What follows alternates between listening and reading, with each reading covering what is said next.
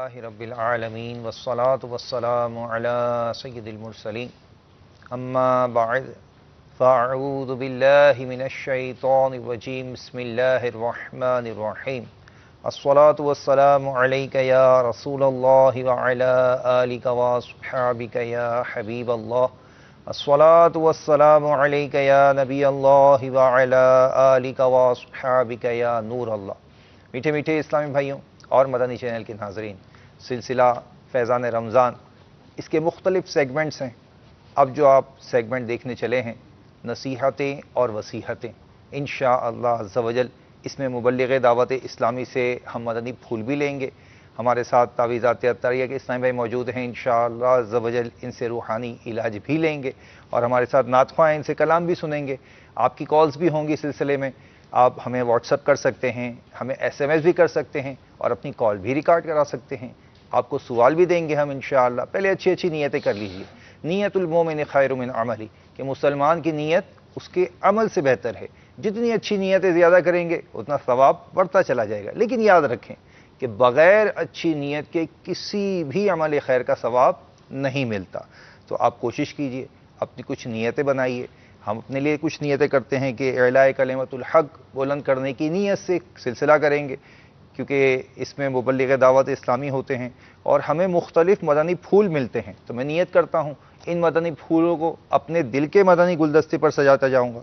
آپ بھی نیت کیجئے کہ آپ کے پاس ڈائری اور قلم ہو تو ان کو نوٹ کرتے چلے جائیے۔ اور آج اس سلسلے میں نصیحتیں اور وصیحتوں کے خصوصی اس سیگمنٹ میں بچوں سے متعلق اور وہ بچوں کے جھوٹ سے متعلق مدنی پھول سننے کو ملیں گے انشاءاللہ عز و جل۔ آئیے ہمارے نعت خواں اسلامی بھائی سے عرض کرتے ہیں کہ ہمیں کچھ کلام سنا دیجیے۔ صلو علی الحبیب صلی اللہ تعالی علی محمد صلی اللہ علیہ وسلم۔ صلی اللہ علیہ وسلم۔ صلی اللہ علیک یا رسول اللہ، وسلم علیک یا حبیب اللہ، صلی اللہ علیک یا رسول اللہ، وسلم علیک یا حبیب اللہ۔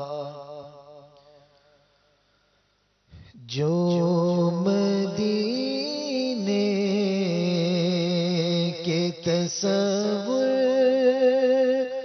میں جیا کرتے ہیں، جو مدینے کے تصور میں جیا کرتے ہیں، ہر جگہ لطف مدینے کا لیا کرتے ہیں، ہر جگہ لوگ جو مدینے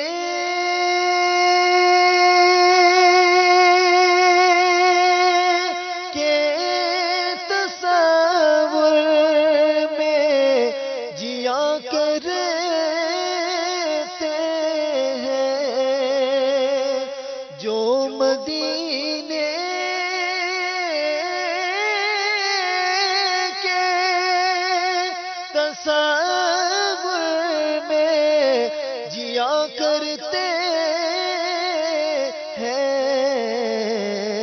ہر جگہ لطف مدینے کا لیا کرتے ہیں، ہر جگہ لطف مدینے کا لیا کرتے ہیں،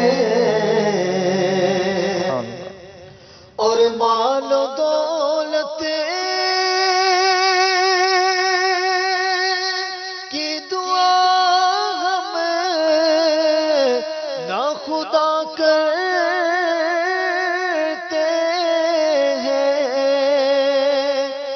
مال و دولت کی دعا ہمیں نہ خدا کرتے ہیں، ہم تو مرنے کی مدینے میں دعا کرتے ہیں، ہم تو مرنے کی مدینے میں دعا کرتے ہیں، جو مدینے کے اور آگ دوزخ کی جلا ہی نہیں سکتی اسے کو، آگ دوزخ کی جلا ہی نہیں سکتی اسے کو، عشق کی آگ میں دل جل کے جلا کرتے ہیں، عشق کی آگ میں دل جل کے جلا کرتے ہیں، جو مدینے کے تصور میں جیا کرتے ہیں، اور درد و آلام میں تسکین انہیں ملتی ہے، ارے درد و آلام میں تسکین انہیں ملتی ہے، نام ان کا جو مصیبت میں لیا کرتے ہیں، نام ان کا جو مصیبت میں لیا کرتے ہیں، جو مدینے کے تصور میں جیا کرتے ہیں، اور سن لو نقصان نہیں ہوتا ہے بالآخر ان کو، ارے سن لو نقصان نہیں ہوتا ہے بالآخر ان کو، نفس کے واسطے غصہ جو کیا کرتے ہیں، نفس کے واسطے غصہ جو کیا کرتے ہیں، رشک عطار کو ان ذروں پہ آتا ہے جو، ارے رشک عطار کو ان ذروں پہ آتا ہے جو، رشک عطار کو ان ذروں پہ آتا ہے جو، ان کے نالین کے تلووں سے لگا کرتے ہیں، ان کے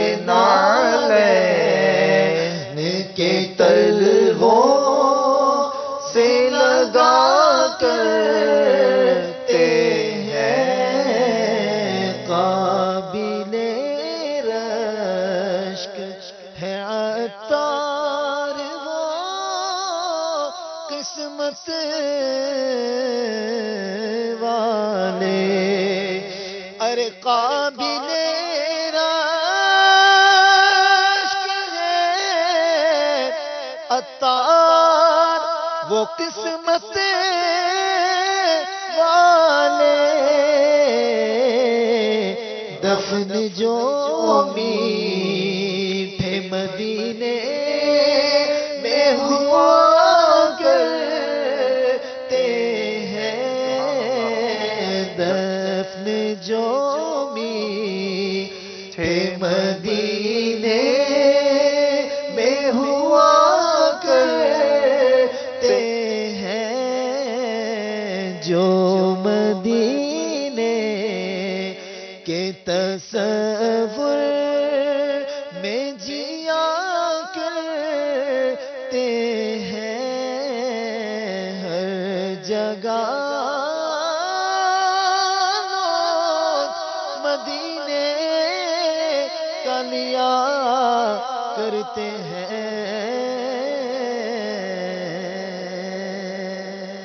سبحان اللہ، ماشاء اللہ، کیا بات ہے، جو مدینے کے تصور میں جیا کرتے ہیں۔ ہمارے پولوکوانا اور موکوپانا، ان دو جگہوں کے جو ساؤتھ افریقہ کے ممالک ہیں، وہاں پر سحری کا وقت ختم ہونے والا ہے، جلدی جلدی آپ کھانا پینا چھوڑ دیجئے، اور سحری کے وقت یہ آپ کی ٹرانسمیشن آپ کو مل رہی ہے براہ راست، آپ بھی نماز وغیرہ سے فارغ ہو کر، ہمارے چونکہ اگلا سیگمنٹ بھی موجود ہے انشاءاللہ شرعی احکام سیکھنے کا، وہ بھی ہے، تو آپ نماز پڑھ کر آ جائیں، پھر ہمارے ساتھ سلسلے میں شامل ہو جائیے گا۔ اور ہمارے امریکہ کے اسلامی بھائی، یہاں پر لاس اینجلس میں افطار کا وقت ہو چکا ہے، اور یقیناً آپ نے افطار کر لیا ہوگا۔ افطار کے بعد یاد رکھیں کہ دعا کرنا نہ بھولیں، کیونکہ افطار کے بعد کی جانے والی دعا رد نہیں کی جاتی۔ تو آپ جب افطار کر لیں، ضروری نہیں کہ پورا دسترخوان سجا ہوا ہے، جتنے آئٹم ہیں سب میں سے تھوڑا تھوڑا تھوڑا لے لیا آپ نے، اس کے بعد جب تھوڑی تسکین ملی تو پھر آپ بھول جاتے ہیں میں نے دعا بھی کرنی ہے۔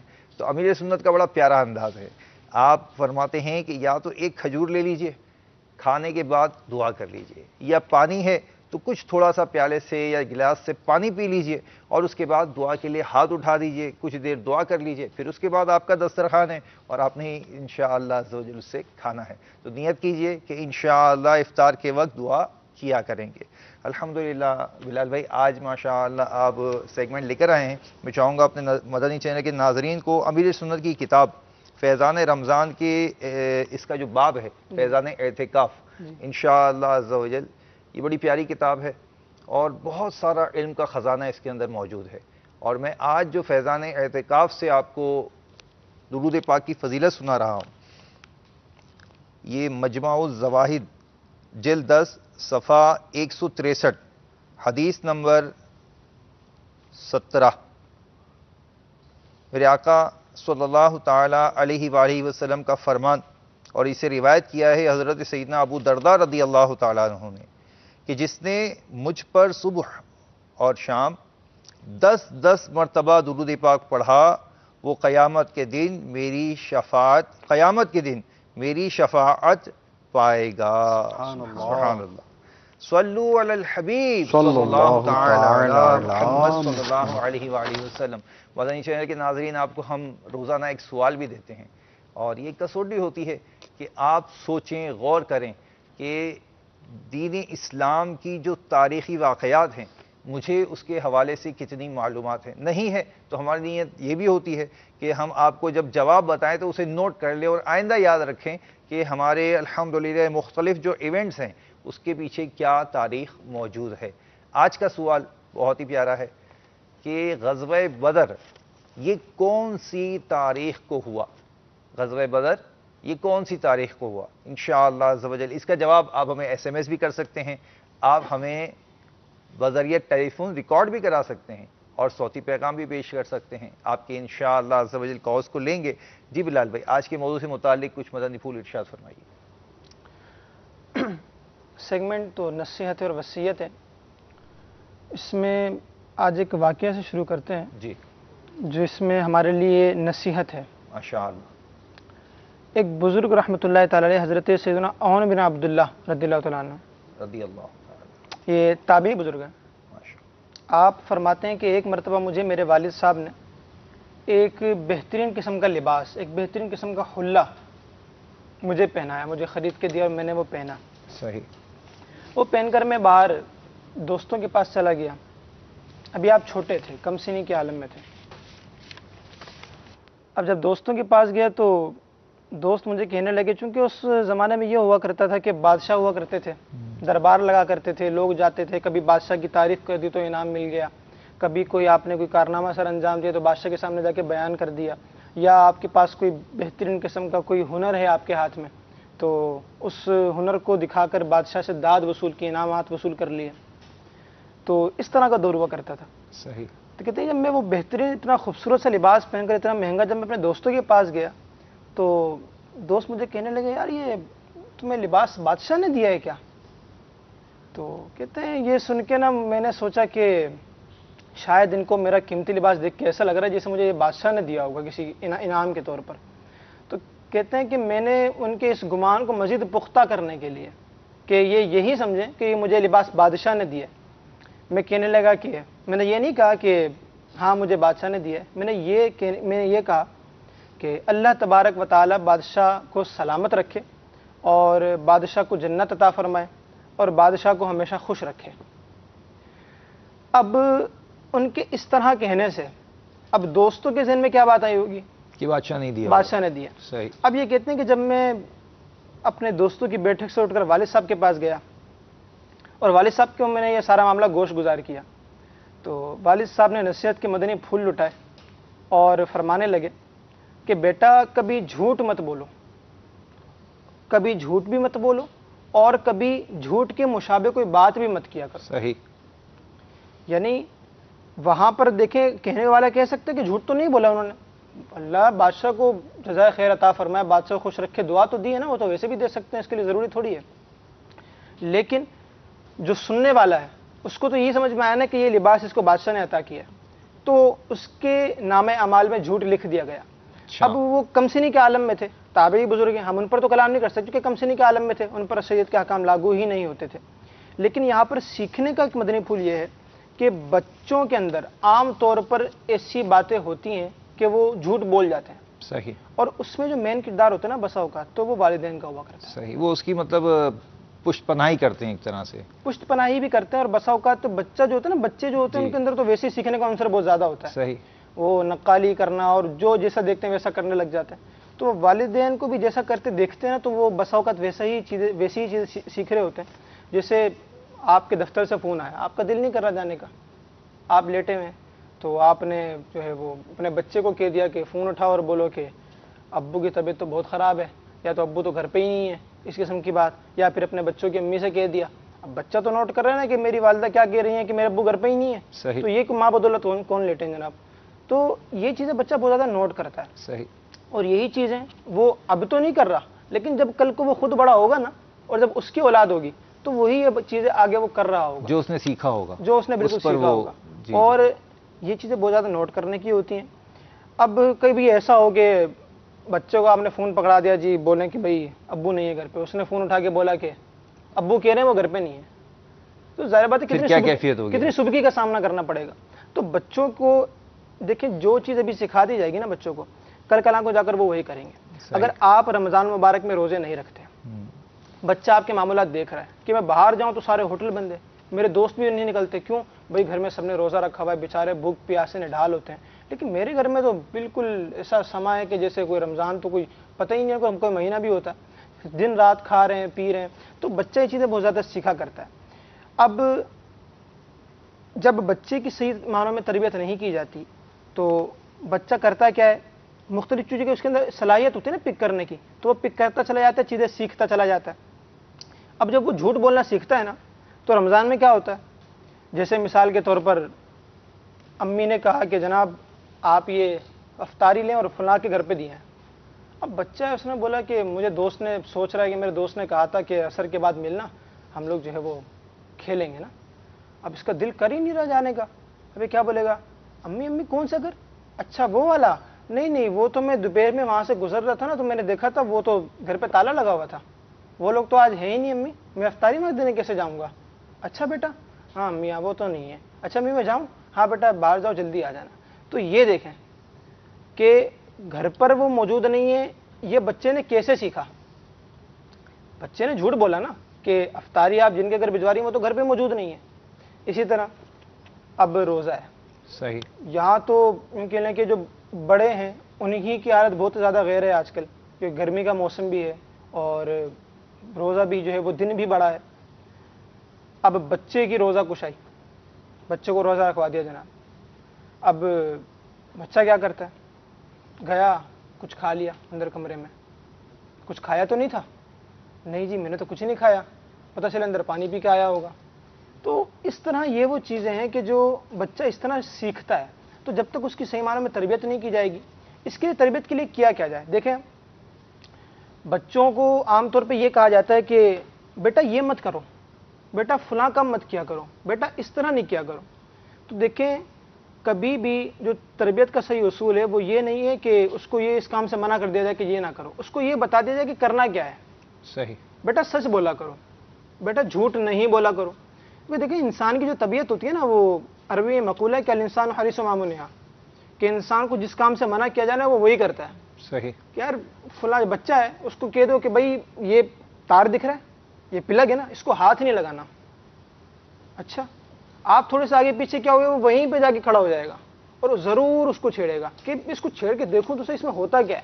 اسی طرح یہ چیز میرا بہت اہم، کاغذات رکھیں یہاں پر بالکل مت آنا، کاغذات بکھر جائیں گے مجھے بہت پریشانی ہوگی. آپ کمرے سے باہر جائیں، وہی کام بچہ کر کے بیٹھا ہوگا، آپ کے سارے کاغذات بکھرے ہوں گے. تو انسان کی طبیعت ہوتی ہے. کرنا کیا چاہیے ایسی صورت میں؟ ایسی بچے کو صورت میں سمجھائیں کیسے؟ ان کو باپا نے رسالہ لکھا ہے بہت ہی پیارا. ماشاء اللہ، سبحان اللہ. دکھا دیں ہمارے ناظرین کو. جی ہاں، بہت ہی پیارا باپا جان نے رسالہ لکھا ہے، جھوٹا چور. صحیح. اب اس طرح کے باپا جان کے اور بھی رسالے ہیں، فرعون کا خواب ہو گیا. تو یہ جو رسالے ہیں نا، یہ بچوں کی تربیت کے حوالے سے. ویسے تو تربیت کے جو مدنی پھول ہوتے ہیں وہ تو دوسرے رسالوں میں موجود ہوتے ہیں، لیکن بالخصوص یہ جو رسالے ہیں نا، ان کے اندر بچوں کے سیکھنے کے لیے بہت ساری چیزیں ہوتی ہیں. اور بڑوں کو بھی بہت کچھ سکھایا باپا نے. جی ہاں بالکل، بڑوں کو بھی بہت کچھ سیکھنے کا موقع ملتا ہے. تو یہ جو رسالہ ہے نا، اس طرح کے رسالے آپ بچوں، جیسے آپ کو پتہ لگے کہ آیا رسالہ تو بچوں کو پڑھوائیں اور بچوں کی تربیت کریں اور ان کو بتائیں کہ آپ نے کرنا کیا ہے. بیٹا نماز پڑھا کرو. صحیح. بیٹا آپ بیٹھے ہو نا، چلو کیا کام کر رہے ہو؟ کچھ نہیں کر رہے نا، تو بیٹا آپ ایک کام کرو، 50 مرتبہ درود پاک پڑھ لو پھر مجھے بتانا. تو یہ اس طرح ان کو کچھ نہ کچھ کام دیے جائیں. اب یہ رسالہ باپا نے لکھا ہے جھوٹا چور. اس کے اندر جھوٹ جو جن لوگوں نے بولا اور جو نقصانات اٹھائے، بہترین ماشاءاللہ باپا نے مواد جمع کیے اور ایک کتاب مرتب کی ہے. تو یہ کتاب بچوں کو پڑھائیں. یہ ایک یوں سمجھ لیں کہ ایک بہت ہی سہل انداز میں بچوں کے ماحول کو دیکھتے ہوئے لکھی گئی ہے. تو بچہ پڑھے گا تو ویسے بھی بچوں کو کہانیوں کا بساؤ کا شوق ہوتا ہے. کچھ بچے ہوتے ہیں ان کو بڑا شوق ہوتا ہے کہانیوں کا، تو آپ ان کو دوسری کہانیوں سے بھی بچائیں. کہیں آپ کے گھر میں کوئی ایسا سلسلہ ہے کہ کوئی ناولز ہیں، کوئی ڈائجسٹ وغیرہ، تو وہ ان کو نہ پڑھنے لگ جائے کہیں. اس کا جو ایک مطالعے کا جو شوق ہے، اس کے اندر جو کیفیت ہے، اس کو اس طرف موڑیں. تو یہ رسالے پڑھا کریں. جب وہ یہ مطالعہ کرے گا تو اس کو جب وہ پڑھے گا تو وہ خود بھی ایک سیکھنے کی کوشش کرے. کتاب بھی ملے گی، تھوڑا سا اس کا ذہن بنے گا. ماشاءاللہ ہمارے ساتھ مدنی چینل کے ناظرین بھی ہیں، مجھے بتایا جا رہا ہے کالز بھی ہیں، ان کو بھی لیتے ہیں. کچھ میسیجز بھی ہیں وہ بھی پڑھ دیتے ہیں. ایک میسیج ہے کہ گھر میں ابو کے حوالے سے انہوں نے کہا ہے کہ ہم آپ کا سلسلہ بہت شوق سے دیکھتے ہیں. میرے ابو کو شوگر ہے، دل کی بیماری بھی ہے، استخارہ کر دیں. ان کے نام ہے خدا بخش اور دادی کا نام ہے صفیہ. اچھا، ایک ہے ہمارے ماشاءاللہ فیضان رمضان سلسلہ بہت اچھا ہے، مزمل فراز. جزاک اللہ خیر، اللہ تعالیٰ آپ کو جزائے خیر عطا فرمائے. سلسلے الحمدللہ مدنی چینل کے سارے ہی اچھے ہیں، لیکن آپ تھوڑی سی توجہ بڑھا دیں اور اس سلسلوں کی دعوت کو عام کر دیں تو انشاءاللہ عز و جل نیکی کی دعوت عام کرنے کا ثواب بھی کمائیں گے. کچھ کالز لے لیجئے تاکہ ہم ایک ساتھ ہی ہمارے تعویذات اطاریہ کے اسلامی بھائی سے انشاءاللہ عز و جل کچھ. ورحمۃ اللہ وبرکاتہ. وعلیکم السلام ورحمۃ اللہ وبرکاتہ. بھائی یہ وہ نشہ کرتا ہے اور اس کا دل دکان پہ نہیں لگتا، اس لیے کوئی روحانی علاج بتا کر دیں. بھائی نشہ کرتے ہیں، اچھا ٹھیک ہے جی. اگلی کال لیجئے. سر مجھے اپنے بارے میں جاننا تھا. میں کوئی بھی کام وغیرہ شروع کرتا ہوں تو جلدی نقصان میں پڑ جاتا ہوں. اچھا، اگلی کال بھی لیجئے. میرا نام محمد عرفان اتاری ہے. مجھے تقریباً 12 سال سے ہیپاٹائٹس بی ہے. اس کا کوئی روحانی علاج؟ جی اگلی کال لیجیے. جی محمد اسماعیل بات کر رہا ہوں ڈی جی خاص. میرے ساتھ مسئلہ ہے، میں نماز پڑھتا ہوں، جب اتحیات کی صورت میں بیٹھتا ہوں تو غلط وقت سے میرے ذہن دماغ میں آتے ہیں، اس لیے کوئی روحانی مسئلہ حل بتا دیں مہربانی کر کے. ٹھیک ہے انشاءاللہ عز و جل. اگلی کال بھی لیجیے. السلام علیکم ورحمۃ اللہ وبرکاتہ. وعلیکم السلام ورحمۃ اللہ وبرکاتہ. ایمان کی پختگی کے لیے کوئی روحانی علاج بتا دیجیے. ایمان کی پختگی کے لیے کوئی روحانی علاج. اگلی کال بھی لیجیے. سر میرا نام محمد وسیم اتاری ہے، تو سردار آباد سے بات کر رہا ہوں. میری والدہ کے نا گھٹنے میں بہت درد رہتا ہے تقریباً 3-4 ماہ سے، اور اس کا کوئی روحانی علاج خیال فرما دیں انشاءاللہ عز و جل. اگلی کال بھی لیجیے. السلام علیکم ورحمۃ اللہ وبرکاتہ. السلام ورحمۃ اللہ وبرکاتہ. میرا نام رزاق ہے. میری بیٹی کے اوپر ہی مسئلہ ہے، اوپر ہی اثرات ہیں. کوئی کچھ بولتا ہے، کوئی کچھ بولتا ہے. ہم بہت پریشان ہیں. رپورٹیں کروا رہے ہیں، ایکس رے کروا رہے ہیں، سب کلیئر آ رہا ہے. وہ بالکل سوکھتی جا رہی. اور یہ مسئلہ ہے. ٹھیک ہے انشاءاللہ. جی حضور ماشاءاللہ. جی تو جی والد صاحب کے بارے میں فرمایا کہ شوگر ہے اور دل کی بیماری ہے، تو ان کا استخارہ کر کے دیکھ لیں. تو ان کا روحانی علاج میں عرض کر دیتا ہوں انشاءاللہ. جی تو آپ کے والد صاحب کے لیے روحانی علاج پیش خدمت ہیں. آپ مکتبۃ المدینہ کی مطبوعہ مدنی منصورہ حاصل کر لیجئے. اس میں شوگر کے مریض کے لیے ایک وظیفہ لکھا ہوا ہے. وہ یہ ہے کہ پارہ 15 سورہ بنی اسرائیل کی یہ آیت مبارکہ ہے. بسم اللہ الرحمن الرحیم. رب ادخلنی مدخل صدق واخرجنی مخرج صدق واجعل لی من لدنک سلطانا نصیرا. یہ آیت مبارکہ ہے.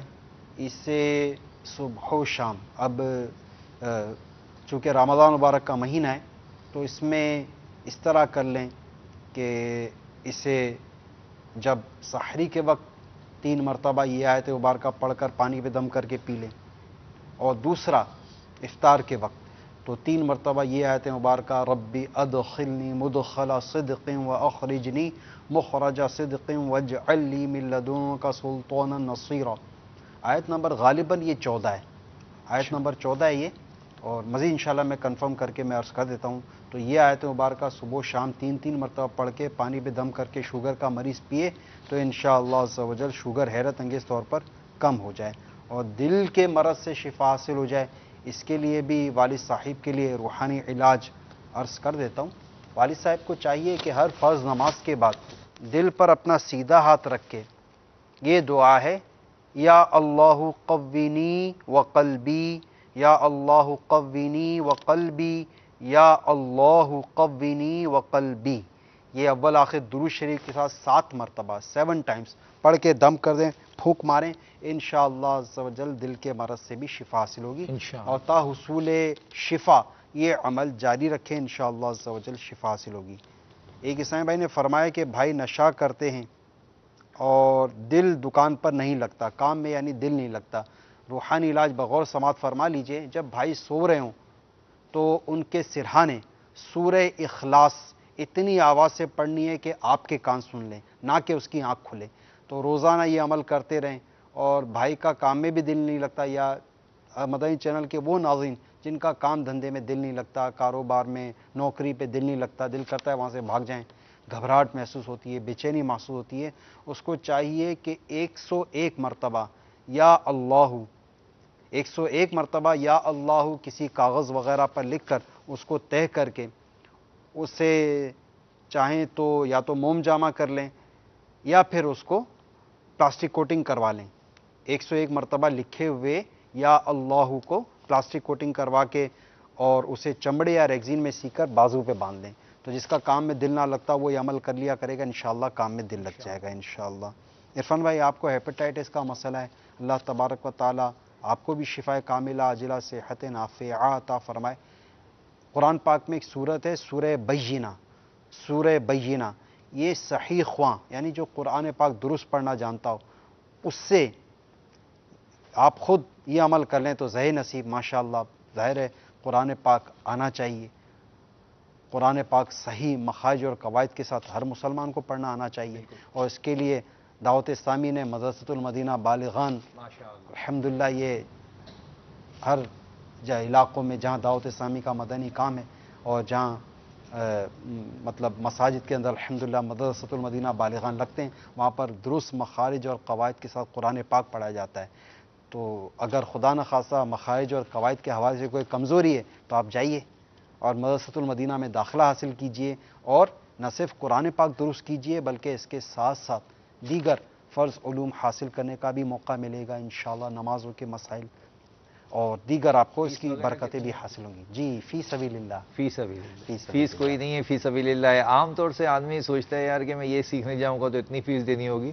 ہمارے یہاں الحمدللہ یہ دعوت اسلامی کا ایک میں عرض کروں گا کہ بہت بڑا کام ہے کہ اتنی بڑی تعداد میں مدرسۃ المدینہ بالغان ہیں، اور مختلف مساجد میں، خاص طور پہ رمضان المبارک میں تو بڑی پیاری ماشاءاللہ ترکیب ہوتی ہے کہ فجر کی نماز چونکہ اول وقت میں پڑھائی جاتی ہے، تو فجر کی نماز کے بعد بھی اسلامی بھائی جو ہے وہ مدرسہ لگاتے ہیں مساجد میں، اور عشاء کی نماز تراویح پڑھنے کے بعد بھی مدرسۃ المدینہ بالغان لگتا ہے۔ تو کوشش کریں ان دونوں اوقات میں سے کوئی وقت سیٹ کر لیں۔ اگر آپ قرآن پڑھے ہوئے ہیں تو ایک مرتبہ سنا دیجئے اور پھر دوسروں کو پڑھا دیجئے۔ قرآن پڑھنا بھی سننا وہ ثواب ہے، اور قرآن سنانا بھی۔ خیرکم من تعلم القرآن وعلم، تم میں بہترین شخص وہ ہے کہ جو قرآن سیکھے اور دوسروں کو سکھائے۔ سبحان اللہ۔ جی حضور۔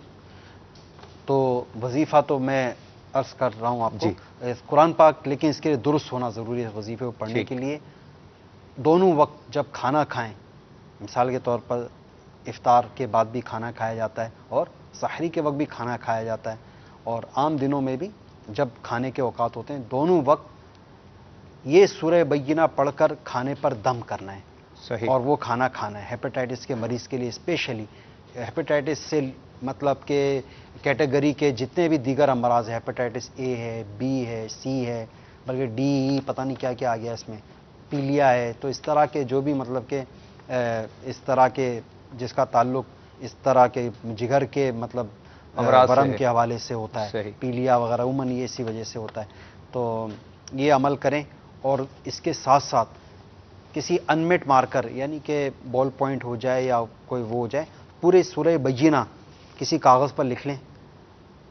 اچھا، اس میں زیر زبر پیش وغیرہ لگانے کی حاجت نہیں ہے، لیکن اتنی احتیاط ضرور ہو کہ دائرے والے حروف کے دائرے کھلے ہوئے ہوں، مثلا جیسے کہ میم ہے، میم، ہاں عربی رسم الخط کے اندر میم جو ہوتا ہے یہ پورا اس کا میم کا دائرہ پیٹ کشادہ ہوتا ہے، ٹھیک ہے۔ اردو میں اس کی کوئی مطلب کہ اس سے تکلف نہیں ہوتا، میم جیسے چاہیں بنا دے۔ قاف ہے، صاد ہے، ضاد ہے، تو اس کے اندر کے دائرے پیٹ وغیرہ وہ کھلے ہوئے ہونے چاہیے کہ صاف مطلب۔ اچھا، اب یہ جو ہے کاغذ پہ آپ لکھ لیں اور اس کو طے کر کے اس کو بھی آپ چاہیں تو پلاسٹک کوٹنگ کروا لیں یا پھر موم جامع کر لیں اور اپنے بازو پہ باندھ دیجئے۔ انشاءاللہ عز و جل اس کی برکت سے آپ کے ہیپاٹائٹس کے مرض میں حیرت انگیز طور پر آپ کو شفا حاصل ہوگی انشاءاللہ عز و جل۔ اچھا، نماز کے دوران وسوسے آتے ہیں، تو وسوسوں کا سب سے بڑا علاج، بہترین علاج یہ کہ اس کی طرف توجہ ہی نہ دی جائے۔ ٹھیک، توجہ دیں گے، جتنی توجہ دیں گے اتنا ہی وسوسوں میں گھرتے چلے جائیں گے۔ بس توجہ دینا گویا یہ شیطان کو انگلی پکڑانے والی بات ہے، اور انگلی پکڑا دی تو شیطان تو پورا چمٹ جاتا ہے۔ تو اس کو اچھا، اس کے نماز کے دوران تو عمل نہیں کر سکتے، نماز سے باہر ہی عمل کرنے کے لیے کہ اب جیسے نماز کے لیے کھڑے ہو رہے ہوں، صحیح، تو اگر مطلب کہ فتنے کا محل نہ ہو تو لا حول ولا قوت الا باللہ العلی العظیم پڑھ کے الٹے کندھے کی طرف 3 مرتبہ تھو تھو تھو کر دیجئے۔ اعوذ باللہ من الشیطان الرجیم۔ جی اعوذ باللہ پڑھ سکتے ہیں، لا حول شریف بھی پڑھ سکتے ہیں، دونوں عمل کر سکتے ہیں۔ تو ایسی مطلب کوئی اب دیکھے نہیں، ورنہ وہ عجیب سا محسوس کرے گا، فیل کرے گا، تو یہ اس طرح سے عمل اس میں یہ مطلب یہ جو آپ نے تھو تھو کہا، تو یہ جو ہے نا آواز اتنی پیدا بھی نہ ہو، مطلب وہ صرف جسٹ ایک انداز ہو، کس طرح سے کر کے دکھا دیں۔ جی اس طرح سے، ٹھیک ہے۔ اب وہ کوئی مقتدی بھی صاحب جماعت میں اگر یہ کرنے جائیں گے تو ہو سکتا ہے کہ وہ سمجھے کہ میرے پہ تھو تھو کر رہا ہے یہ، ٹھیک، تو موقع محل سے نا ذرا اس کے ساتھ۔ اور نماز سے باہر آپ سورۃ الناس یہ پڑھنے کا معمول بنا لیجئے. اس کے ساتھ ساتھ دل پر ہاتھ رکھ کے اگر یا ممیتو 7 مرتبہ پڑھ لیا کریں گے انشاءاللہ عز و جل تو اس سے بھی وسوسوں سے اور اس طرح کے معاملات سے نجات آتی ہے. یہ یاد رکھیے گا وسوسوں سے ایمان پر فرق نہیں پڑتا، ایمان پر اس سے کوئی فرق نہیں پڑتا. بعض سمجھتے ہیں کہ یار ہمارے مطلب پریشان ہو جاتے ہیں، ہمارا ایمان کمزور ہو گیا ہے، ایسے وسوسے آتے ہیں کہ اب اس کا وسوسوں کو برا جاننا یہ اس کے ایمان کی دلیل ہے، علامت ہے کہ وہ ان کو دل سے برا جان رہا ہے، اس سے نفرت کا اظہار کر رہا ہے. تو اچھا ایک اور اسلام بھائی آپ نے فرمایا والدہ کو گھٹنوں میں درد ہے، تو والدہ کے لیے روحانی علاج بغور سماعت فرما لیجئے کہ آپ کی والدہ کو چاہیے کہ اٹھتے بیٹھتے چلتے پھرتے یا غنیجو اس ورد کی کثرت کرتی رہیں، انشاءاللہ عز و جل گھٹنوں کی تکلیف سے نجات حاصل ہوگی. عبدالرزاق بھائی آپ نے بیٹی کے حوالے سے فرمایا سوکھتی جا رہی ہے، کمزور ہوتی جا رہی ہے، بیمار ہے، تو بیٹی کے حوالے سے آپ ہمارے ہاتھوں ہاتھ استخارہ نمبر 0213485871 پہ رابطہ کر لیں. ابھی تو سروس ہماری کھلنے میں تقریباً 10 بجے انشاءاللہ عز و جل ہماری سروس شروع ہو جائے گی، تو اس پر آپ بیٹی کا نام اور ان کی والدہ کا نام بتا کر استخارہ کروا لیجئے اور ساتھ میں روحانی علاج سماعت فرما لیجئے. آپ کی بیٹی اگر مطلب اتنی بڑی ہے کہ وظیفہ خود کر سکتی ہے تو خود کر لیں کہ اٹھتے بیٹھتے چلتے پھرتے یا سلامو کا ورد کرتی رہیں. اور اگر خود پڑھنے کی اگر پوزیشن میں نہیں ہے تو آپ 111 مرتبہ یا سلامو اول آخر درود شریف پڑھ کر وقتاً فوقتاً بیٹی پہ دم کرتے رہیں. تعویذ آپ نے جیسے بھی فرمایا کہ استخارہ کے لیے مطلب اس نمبر پہ ڈائل کر لیں، تو اس کے اگر اوقات بتا دیے جائیں جی تاکہ ہمارے ناظرین کو پتہ لگ جائے کہ کون کون سے اوقات میں رمضان مبارک میں استخارہ ہو رہا ہے. جی 10 بجے سے رمضان مبارک میں ہمارے اوقات ہیں صبح 10 بجے سے شام تقریباً 4:45 بجے تک پاکستان کے ٹائم کے مطابق صبح 10 سے لے کے شام 4:45 بجے تک. جی اس کے علاوہ الحمدللہ یو کے میں بھی ہے اور بمبئی میں بھی ہماری استخارہ سروس ہے، وہاں پہ ہمارے مکاتب الحمدللہ کھلے ہیں. تو وہاں تو اور رات 9:30 بجے سے لے کر 4:15 بجے تک یہ ہماری استخارہ سروس جی یہ بھی ہماری استخارہ سروس دوران بھی جاری رہتی ہے، اس دوران رابطہ کر سکتے ہیں ماشاءاللہ. اچھا اسلامی بہنوں کو رابطے کی ترکیب نہیں ہے، اسلامی بہنیں فون نہ کریں بلکہ گھر کے اسلامی بھائی گھر کے کوئی مرد ہی فون کریں. ٹھیک کام میں نقصان ہو جاتا ہے کہ اسلامی بہن نے کہا تھا کہ مجھے کام میں نقصان ہو جاتا ہے. اللہ تبارک و تعالیٰ انہیں ہر قسم کے نقصان سے محفوظ رکھے. جی کام میں نقصان نہ ہو، فائدہ ہی فائدہ ہو، اس کے لیے روحانی علاج عرض کر دیتا ہوں میں. تو آپ کو چاہیے کہ آپ روزانہ فجر کی سنتوں اور فرض کے درمیان یا رزاقو یا پڑھ لیا کریں، اور دن میں کسی بھی وقت، یہ تو فجر کی سنتوں اور فرض کے درمیان 550 مرتبہ یا رزاقو پڑھنا ہے. اس کے علاوہ دن میں کسی بھی وقت آپ 100 مرتبہ یا مؤخرو پڑھنے کا معمول بنا لیجئے. انشاءاللہ عز و جل آپ کے کام بھی مکمل ہو جائیں گے اور ان میں نقصان بھی نہیں ہوگا انشاءاللہ. حضور ہمارا موضوع چل رہا ہے جھوٹ اور بچوں کو آپ نے تربیت فرمائی، تو بڑوں کو بھی تو کچھ سمجھائیں نا، کچھ مختصر مدنی پھول بڑوں کے لیے بھی کہہ دیں. انہوں نے تعویذات مطلب بتاتے ہوئے اورات بتاتے ہوئے جو کہا کہ وسوسوں سے ایمان پر فرق نہیں پڑتا، تو یہاں پر آپ نے بالکل صحیح ارشاد فرمایا تھا کہ وسوسے آتے ہیں کئی لوگوں کو نماز میں یا دیگر چیزوں میں بھی، وضو کے دوران بھی آ جاتے ہیں، تو لوگ بولتے ہیں ہمارا ایمان کمزور ہے، ہمیں اس لیے وسوسے بہت آتے ہیں. تو یاد رکھیے مفتی احمد یا خان نعیمی رحمۃ اللہ تعالیٰ بڑا پیارا ارشاد فرمایا کہ شیطان وہیں آتا ہے جہاں پہ اس کو کچھ مال دکھتا ہے، مال نظر آتا ہے، یعنی بالکل خالی گھر ہو، اس کو پتہ ہے یہاں پہ کچھ بھی نہیں ہے، اندر صرف 4 دیواری کی ہوئی ہے، تو وہاں پہ کبھی بھی آئے گا ہی نہیں، ساری زندگی چھوڑ کے رکھے اسے، کوئی بھی چور نہیں آئے گا وہ.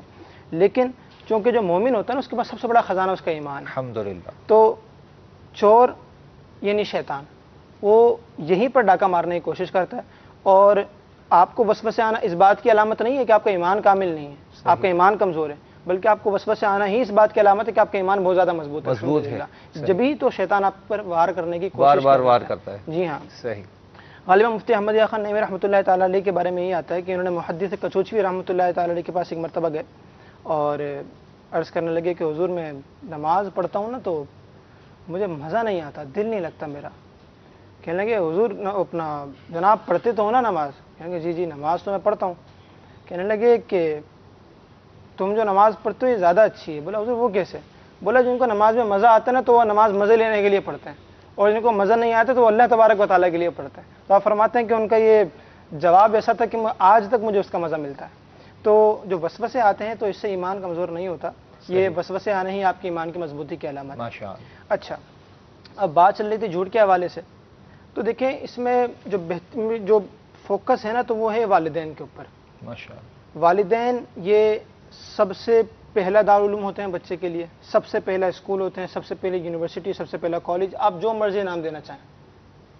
والدین جو سکھاتے ہیں بچہ وہی سیکھتا ہے.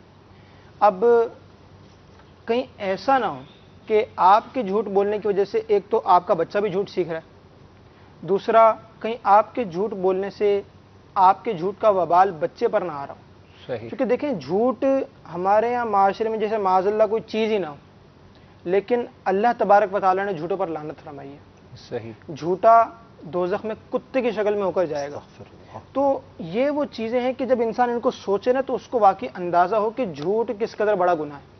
کہیں ایسا نہ ہو کہ آپ کے کسی گناہ کی وجہ سے آپ کے بچے کے اوپر کوئی پریشانی آ رہی ہو, آپ کہیں کہ میرا بچہ اتنے سال سے بیمار ہے, اس کی فلاں بیماری جاتی نہیں.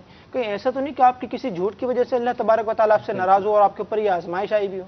تو آپ جھوٹ سے توبہ کریں. صحیح. جھوٹ آپ نہیں بولیں گے, آپ کا بچہ بھی نہیں سیکھے گا. اب یہاں پر دیکھیں ایک واقعہ بھی باپا نے اسی رسالے میں لکھا ہے. حضرت سیدنا عیسیٰ روح اللہ علیہ نبینا علیہ الصلوۃ والسلام, ان کے پاس بچہ آیا کرتے تھے, تو آپ چونکہ نبی ہیں صحیح. اور غیب کا علم جانتے ہیں اللہ تبارک و تعالیٰ کی عطا سے, تو آپ بچوں کو بتا دیا کرتے تھے کہ آج تمہارے گھر میں نا فلاں چیز پکی ہے, یا تمہارے والدین نے فلاں چیز کھائی ہے, وہ رکھی ہے فلاں جی جگہ ہاں پر. فلاں چیز تمہارے گھر میں رکھی ہوئی ہے نا. صحیح. اب بچوں کو تو آپ کو پتہ ہے ویسے بڑا شوق ہوتا ہے کہ فلاں چیز کھانی ہے اس طرح کا. اب جب یہ بتا دیتے تھے تو گھر جاتے فوراً تھے. گھر پہنچتے تھے, بالکل. نہیں وہ فلاں چیز کا ہے, نہیں ہے فلاں چیز, کوئی ایسی چیز نہیں ہے گھر میں کھانے کی, ہم نے تو ایسا کچھ بھی نہیں پکایا نہ کھایا. نہیں گھر میں موجود ہے چیز. وہ تمہیں کس نے بتا دیا؟ وہ جی وہ جیسے عیسیٰ نے بتایا, جیسے دوستی کے انداز میں حضرت سیدنا عیسیٰ روح اللہ علیہ نبینا علیہ السلام, تو بولا انہوں نے بتایا ہمیں. اچھا, اب والدین کو تو اندازہ ہو جاتا تھا کہ تو اس سے بچہ صحیح رہا ہے, صحیح کہہ رہا ہے, لیکن وہ بچے کو ٹال دیتے ہوں گے کہ نہیں ایسی تو کوئی بات نہیں ہے اس طرح. تو اس طرح یہ معمول چلتا رہا تھا. تو بچوں نے کیا, لوگوں نے کیا کیا, اپنے بچوں کو دور کرنا شروع کر دیا, اور ان کو معاذ اللہ کہنے لگے کہ جیسے یہ جادوگر ہیں اس طرح کر کے نا, کہ تاکہ بچے قریب نہ جائیں. اور بچوں کو گھروں میں ایک جگہ پہ ایک کمرہ ٹائپ کی کوئی جگہ تھی, وہاں پہ سب بچوں کو بند کر دیا, جمع کر دیا. اب حضرت سیدنا عیسیٰ روح اللہ علیہ نبینا علیہ السلام باہر تشریف لائے اور بچوں کو ڈھونڈنے لگے بچے کہاں ہیں سارے نا. تو جب اس جگہ پر پہنچے نا کہ جہاں پر جس کمرے میں بچے بند تھے, تو لوگوں سے پوچھا کہ یہ اندر کون ہے نا. لوگ کہنے لگے بچے ہیں اندر کیا؟ بولا نہیں اندر بچے تو نہیں, اندر تو سور بند ہے. ہوتا تھا پہلے لوگ خنزیر پالا کرتے تھے, تو بولا اندر تو سور بند ہے. بولا اچھا چلو سور ہی ہوں گے. اب کیا ہوا, آپ تو تشریف لے گئے, جب انہوں نے بعد میں دروازہ کھولا تو وہ سارے کے سارے بچے سور بن چکے تھے. اللہ استغفر اللہ. اب ٹھیک ہے چلیں, وہ تو ایک کافر قوم تھی, ان کا جو رویہ ایک سب کچھ الگ تھا, لیکن جو جھوٹ کی جو ہلاکتیں ہیں, اس کی جو نحوستیں ہیں, وہ تو اپنی جگہ برقرار ہے نا. صحیح.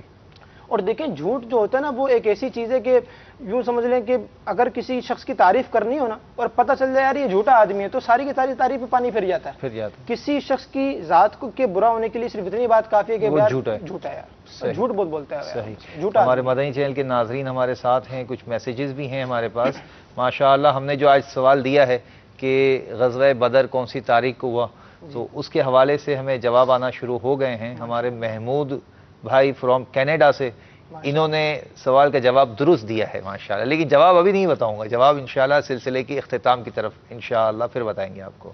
ہمارے جونسبرگ سے اسلامی بھائی ہیں, انہوں نے بھی جواب دیا ہے. ہمارے سلامت بھائی ہیں, انہوں نے بھی درست جواب دیا ہے.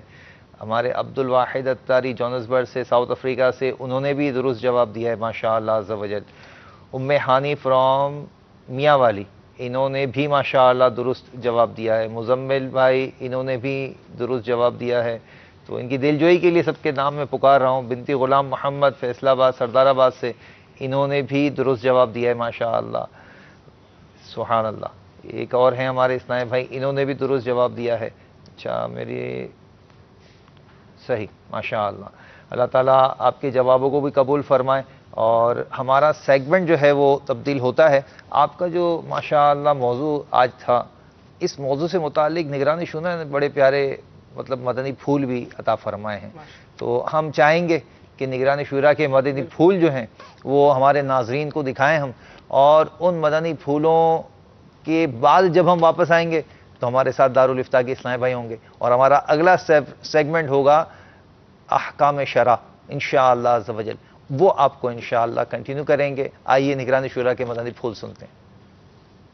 میرے لیے سنت کا بیان ہے سدھرنے کا طریقہ۔ اس سدھرنے کا طریقے کے اندر ایک مدنی پھول یہ مجھے یاد پڑتا ہے، جو ہے امام غزالی علیہ رحمۃ اللہ نے فرمایا کہ کسی کو اپنی نفس کا نگران بنا، جو تجھے تیری غلطیاں اور تیری عیب بتائے تاکہ تو ان غلطیوں اور عیبوں کو دور کر سکے اور اپنی اصلاح کر سکے۔ ساتھ ہی امام غزالی علیہ رحمۃ اللہ نے یہ بھی ساتھ مدنی پھول دیا کہ مگر ایسے کو دوست بنائے، ایسے کو اپنی نفس کا نگران بنائے جو تجھ سے حسد نہ کرتا۔ اگر وہ تجھ سے حسد کرے گا تو نتیجہ یہ نکلے گا کہ جو تجھ میں غلطیاں اور عیب نہیں ہے وہ بھی تجھے غلطی اور عیب کر کے بتائے گا، جس سے تو احساس کمتری میں مبتلا ہو جائے گا۔ حقیقت تو یہ ہے میرے میٹھے اور پیارے اسلامی بھائیوں، مدنی چینل کے ناظرین، اور جو والدین ہیں، بڑے بھائی ہیں، جو استاذ ہیں، جو نگران ہیں، جو بڑے ذمہ داران ہیں، ان کے لیے سب سے بنیادی بات یہ ہے کہ سب سے پہلے آپ کا یہ کریکٹر واضح ہونا چاہیے کہ اگلا کہے کہ یار یہ میری اصلاح چاہنے والا ہے، یہ میرا خیر خواہ ہے۔ جب تک کوئی خیر خواہ کے طور پر سامنے نہیں آتا نا، اس کی اتنی جلدی بات ماننے کو جی چاہتا نہیں ہے۔ پھر کسی کی غلطی کی نشاندہی کرنے کا احسن انداز ہونا چاہیے۔ اب ہمارے یہاں غلطی درست کرنے کا انداز عموماً اجتماعی طور پر دیکھا جاتا ہے کہ جہاں کوئی غلطی ہوئی تو فوراً 4-10 آدمیوں کے بیچ میں اس کی غلطی کی نشاندہی کی جائے گی۔ مثال کے طور پر میں بیٹھا ہوا ہوں اور 2, 5, 10 اسلامی بھائی افراد میرے ساتھ بیٹھے ہوئے ہیں، اور آپ بڑے ہیں، ذمہ دار ہیں، آپ نے سب کے بیچ میں مجھے کہا عمران یہ کیا کر رہے ہو؟ یہ کون سا طریقہ تھا عمران بھائی؟ یہ تو طریقہ نہیں تھا، آپ نے کیا کر دیا؟ اچھا یہ 4 جملے ٹھیک ہے، یا بھلے آپ اس طرح نہ کریں، آپ اپنے ہی کسی انداز میں 10 آدمی کے بیچ میں مجھے سمجھانے کی جب کوشش کر رہے ہیں تو جیسے ہی آپ نے سمجھانے کی جو شروع کے 4 جملے کہے نا، ان 4 جملوں کے ساتھ میں تقسیم ہو چکا۔ میں کہاں تقسیم ہو گیا؟ میری سوچ تقسیم ہو گئی کہ آپ جو مجھے کہہ رہے ہیں یہ 9-10 آدمی جو بیٹھے وہ میرے بارے میں کیا سوچ رہے ہوں گے۔ اب میں یہ سوچنے لگ گیا ہوں، اب میں سوچنے میں لگ گیا، مجھے میری عزت، مجھے میرا منصب، مجھے میرا مقام اور بہت ساری چیزیں میرے اس میں آ گئی، اور ساتھ ساتھ آپ کے بارے میں غلط فہمی کا شکار ہونے لگ گیا کہ یار اس کو اکیلے میں سمجھا دیتا۔ میں یہ آپ سے کہہ کچھ نہیں رہا ہوں، آپ مجھے میرے سامنے آدھا گھنٹہ بیٹھ کر مجھے میری غلطی کے بارے میں مدنی پھول عطا فرماتے جا رہے ہیں، مگر میرا حال یہ ہے جس کا میں اظہار نہیں کر پا رہا ہوں، میرا حال یہ ہے کہ میں زمین میں گڑا جا رہا ہوں، میں اگلوں کے آگے شرمندہ ہوتا جا رہا ہوں، مجھے کچھ سمجھ آ نہیں رہی ہے۔ آپ آدھا گھنٹہ پونا گھنٹہ بیٹھ کر سمجھائیں۔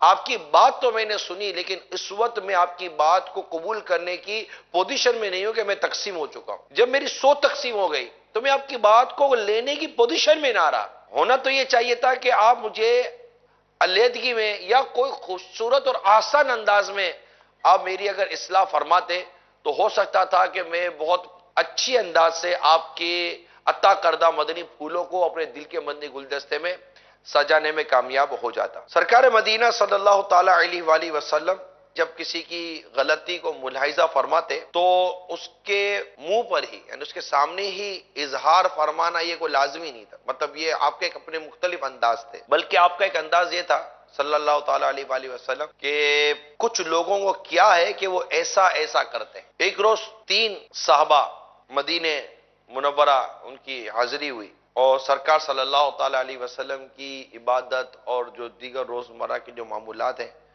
نمازیں وغیرہ کیفیات معلوم کرنے کی انہوں نے کوشش کی۔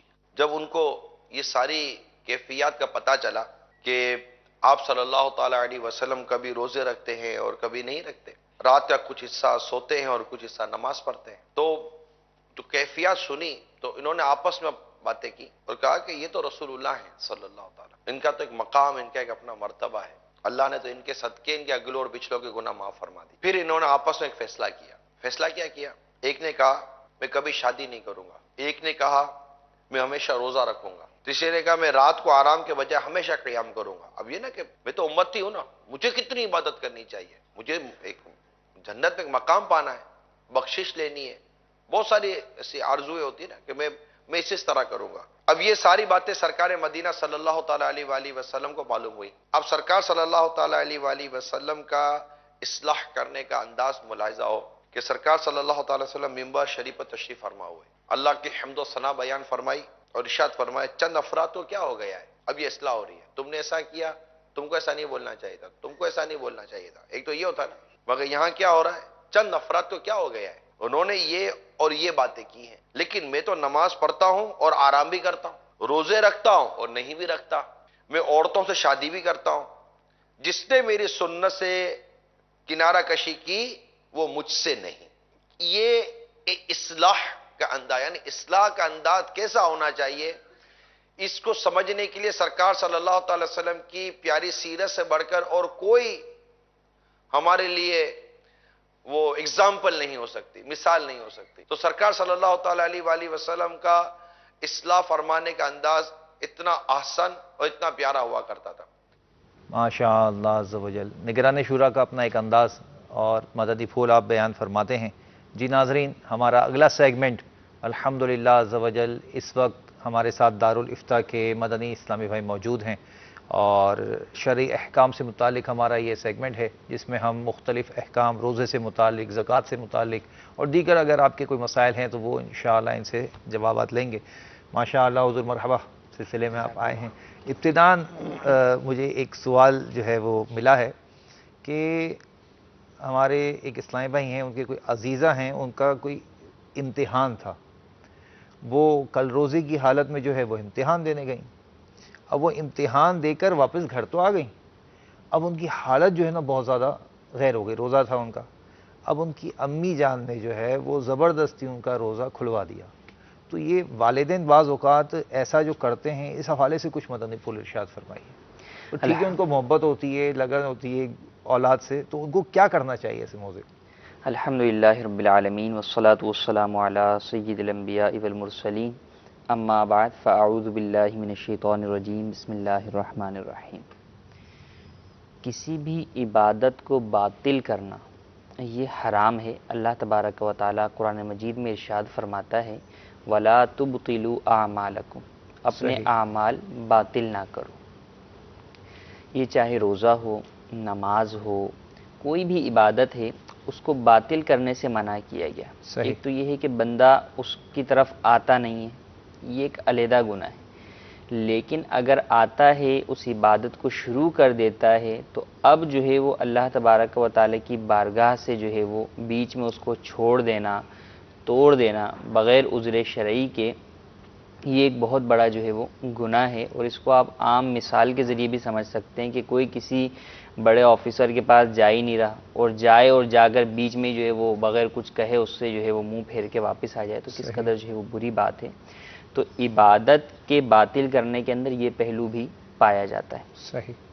اب یہ ہے کہ ان کی والدہ نے جو روزہ توڑوایا، تو اگر واقعی جو ہے وہ شرعی عذر بنتا تھا کہ اگر جو ہے وہ روزہ نہ کھولتی تو اس صورت کے اندر مزید جو ہے وہ جان کو خطرہ لاحق ہوتا یا طبیعت بہت زیادہ جو ہے وہ خراب ہو جاتی، تو اس صورت کے اندر تو گناہ گار نہیں، لیکن پھر بھی ان کو اولاً کسی مفتی صاحب سے رابطہ کرنا چاہیے تھا کہ بھئی یہ سچویشن ہے، یہ کنڈیشن ہے، تو کیا ایسی صورت میں روزہ جو ہے وہ توڑا جا سکتا ہے، کیا شرعاً اس کی اجازت ہے؟ کیونکہ اگر آپ کو اجازت کا پتہ ہی نہیں، ٹھیک، اپنے طور پر ہی آپ اس کے اوپر عمل کر رہے ہیں، اور پھر یوں بھی کہتی ہیں نا کہ بھئی تیرے اوپر گناہ نہیں ہے، میں اپنے اوپر لے لوں گی گناہ، یہ تو یعنی کس قدر جو ہے وہ سخت جو ہے وہ ہے کہ اللہ تبارک و تعالیٰ کے عذاب کو اگر کوئی ہلکا جان کر یہ کہے کہ تم پر چھوڑ دو میں اپنے اوپر لے لوں گا، اس کو تو علماء نے کفر تک فرمایا۔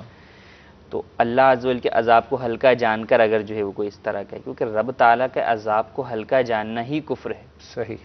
اور ایسا اس جگہ نہیں، اور بھی کئی مقامات پر ہوتا ہے، گھر والے اس کو اس عبادت سے روکنے پر یہ جملے کہہ دیتے ہیں کہ بھئی تم نہیں کرو، جو ہوگا وہ ہم جو ہے وہ دیکھ لیں گے، یا یہ کہ ہم جو ہے وہ بڑے ہیں، ہم جانتے ہیں اس بارے میں۔ تو آپ اگر بڑے ہیں تو بڑے ہونے کی وجہ سے احکام شرع بھی جانتے ہوں، یہ ضروری نہیں ہے۔ شریعت کے احکام سے متعلق اللہ تبارک و تعالیٰ نے قرآن مجید میں ارشاد فرمایا فَاسْأَلُوا أَهْلَ الذِّكْرِ إِن كُنتُمْ لَا تَعْلَمُونَ، کہ اگر تم نہیں جانتے تو اہل ذکر سے، جاننے والوں سے پوچھو۔ تو پوچھنے کا حکم دیا گیا اہل ذکر سے، جاننے والوں سے، علماء سے، مفتیان دین سے۔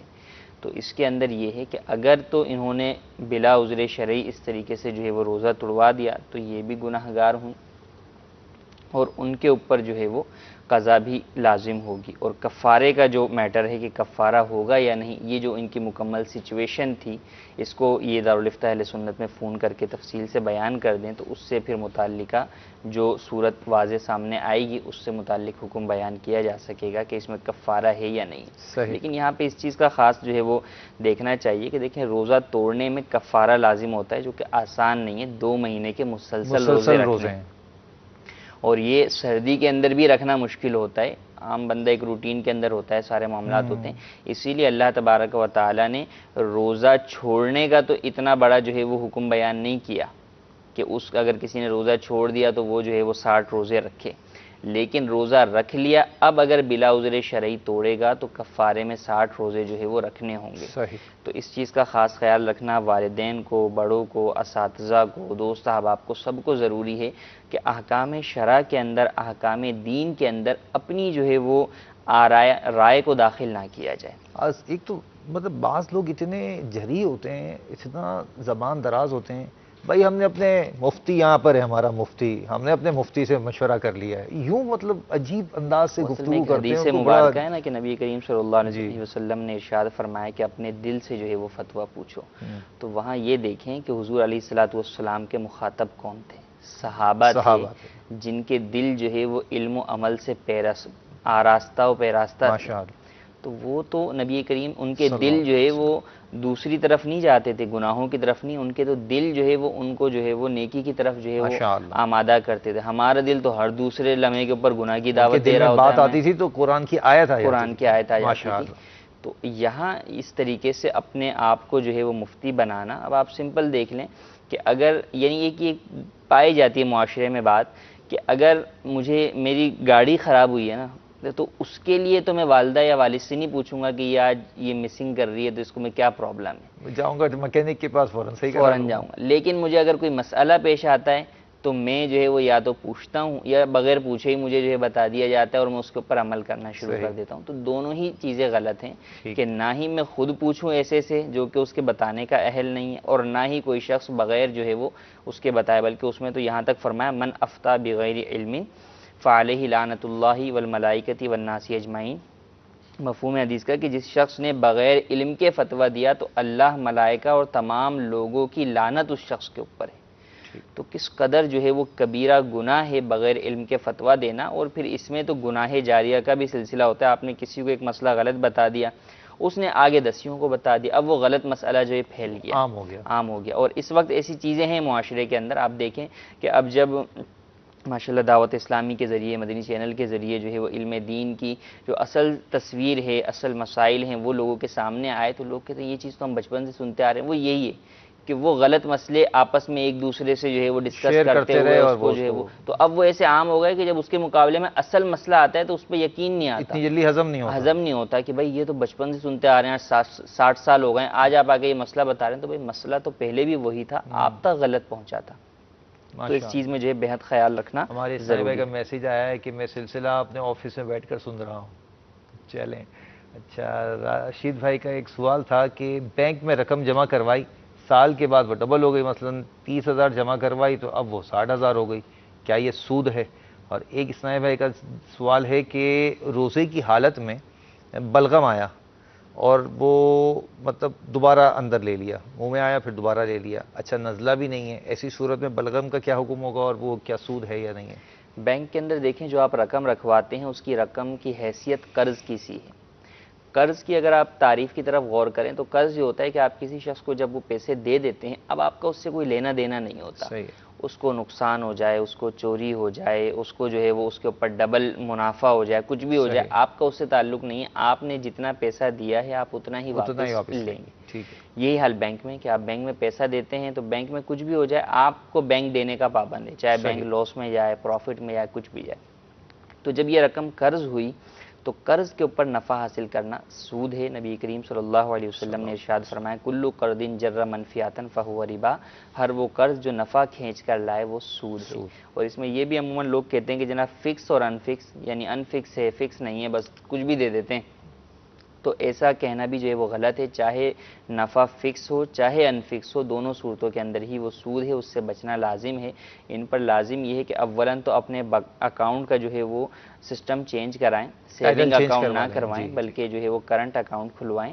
اور اب تک جو سود ملا ہے اللہ تبارک و تعالیٰ کی بارگاہ میں سچی توبہ کریں اور اس تمام سود کو شرعی فقیر کو ثواب کی نیت کے بغیر صدقہ کر دیں. ٹھیک ہے. اور وہ بلغم والا مسئلہ جو ہے، بلغم جو ہے وہ آنے سے یا بلغم نگل جانے سے اس سے روزہ نہیں ٹوٹتا. ٹھیک ہے. اچھا، 4 رکعت والی نماز میں ہر رکعت پر جب قرات شروع کریں گے تو کیا بسم اللہ پڑھا جائے گا؟ جی، ہر رکعت کی ابتدا کے اندر جو ہے بسم اللہ پڑھنا سنت ہے، کیونکہ آپ قرات کی ابتدا کر رہے ہیں، سورہ فاتحہ شروع کر رہے ہیں تو اس کی ابتدا میں بسم اللہ پڑھنا سنت ہے.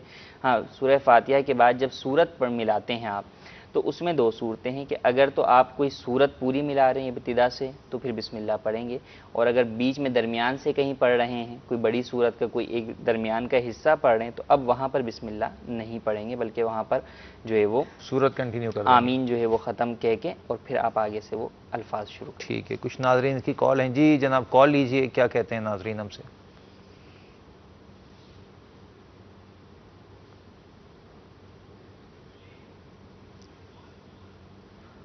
تو میرا سوال یہ ہے کہ بینک میں جب رقم جمع کراتے ہیں 1 لاکھ جمع کرواتے ہیں تو 1 سال بعد 2 لاکھ ملتا ہے، کیا وہ سود ہے یا ٹھیک ہے؟ ٹھیک ہے، اس کا جواب تو ہو گیا ہے. اگلی کال لیجئے. حضور ایک سوال ہے جناب جی. ایک امام صاحب ہے جو عشاء کی اذان وقت سے پہلے پڑھتے ہیں، تو اگر اسے یعنی وقت بتایا جائے تو آگے سے کہتا ہے کہ یہ جو ٹائم ٹیبل بنے ہوئے یہ کوئی فرض نہیں ہے، نہ حضور کے زمانے میں یہ ٹائم ٹیبل تھے، تو کیا اگر وقت سے پہلے اذان دی جائے تو جماعت ہو جائے گی کہ نہیں ہوگی؟ اگر ہوگی تو یعنی کہ ٹائم ٹیبل دیکھنا ضروری ہے یا صرف ویسے آدمی اذان پڑھ دے؟ اور ایک سوال اور ہے کہ اگر کوئی آدمی شریعت کو حقیر سمجھے، یعنی کہ اس کے سامنے شریعت کو کوئی ویلیو نہ ہو، تو کیا اس کے پیچھے نماز ہو جائے گی کہ نہیں ہوگی؟ جی حضور. ٹائم ٹیبل کی بات کی، دیکھیں ٹائم ٹیبل کے 2 پہلو ہیں یہاں پر. ایک تو یہ کہ ہمارے یہاں جیسے ظہر کی نماز 1:30 بجے ہوتی ہے، عصر جو ہے وہ 5:30 ہے، 5:45 ہے، تو یہ ایک ٹائمنگ ہے جو جماعت کے لیے مقرر کی جاتی ہے. یہ جماعت کی ٹائم ہے، جماعت کی ٹائمنگ. اچھا، اس حساب سے جو ہے وہ اذان بعض جگہوں پر 15 منٹ پہلے، بعض جگہوں پر 20 منٹ پہلے ہوتی ہے. تو اس اعتبار سے تو ٹھیک ہے، کوئی پابندی نہیں ہے، آپ جماعت کو آگے پیچھے بھی کر سکتے ہیں. اس بات کا خیال رکھنا ضروری ہے کہ نماز مکروہ وقت کے اندر جو ہے وہ نہ جائے. اسی طرح اذان جو ہے وہ آپ 5 منٹ پہلے بھی دے سکتے ہیں، 10 منٹ پہلے بھی دے سکتے ہیں، 20 منٹ پہلے بھی دے سکتے ہیں جماعت کے وقت سے. ٹھیک ہے. لیکن نماز کا وقت شروع ہونے سے پہلے، نماز کا وقت شروع ہونے سے پہلے اذان دینا یا نماز قائم کرنا تو یہ تو بالکل صریح باطل چیز ہے، کیونکہ اللہ تبارک و تعالیٰ نے قرآن مجید میں ارشاد فرما دیا کہ ان الصلاۃ کانت علی المؤمنین کتابا موقوتا، کہ نماز تو مؤمنین پر وقت باندھا ہوا ہے. تو وقت جو ہے وہ بیان کر دیا قرآن میں کہ نماز کے لیے وقت موجود ہے. وقت سے پہلے کہ جب دل چاہے پڑھ لیں ایسا نہیں ہے، یہ تو بالکل غلط بات ہے، کیونکہ اگر یہ مانیں تو پھر تو یہی ہے کہ آپ فجر میں ہی 5 نمازیں پڑھ لیں.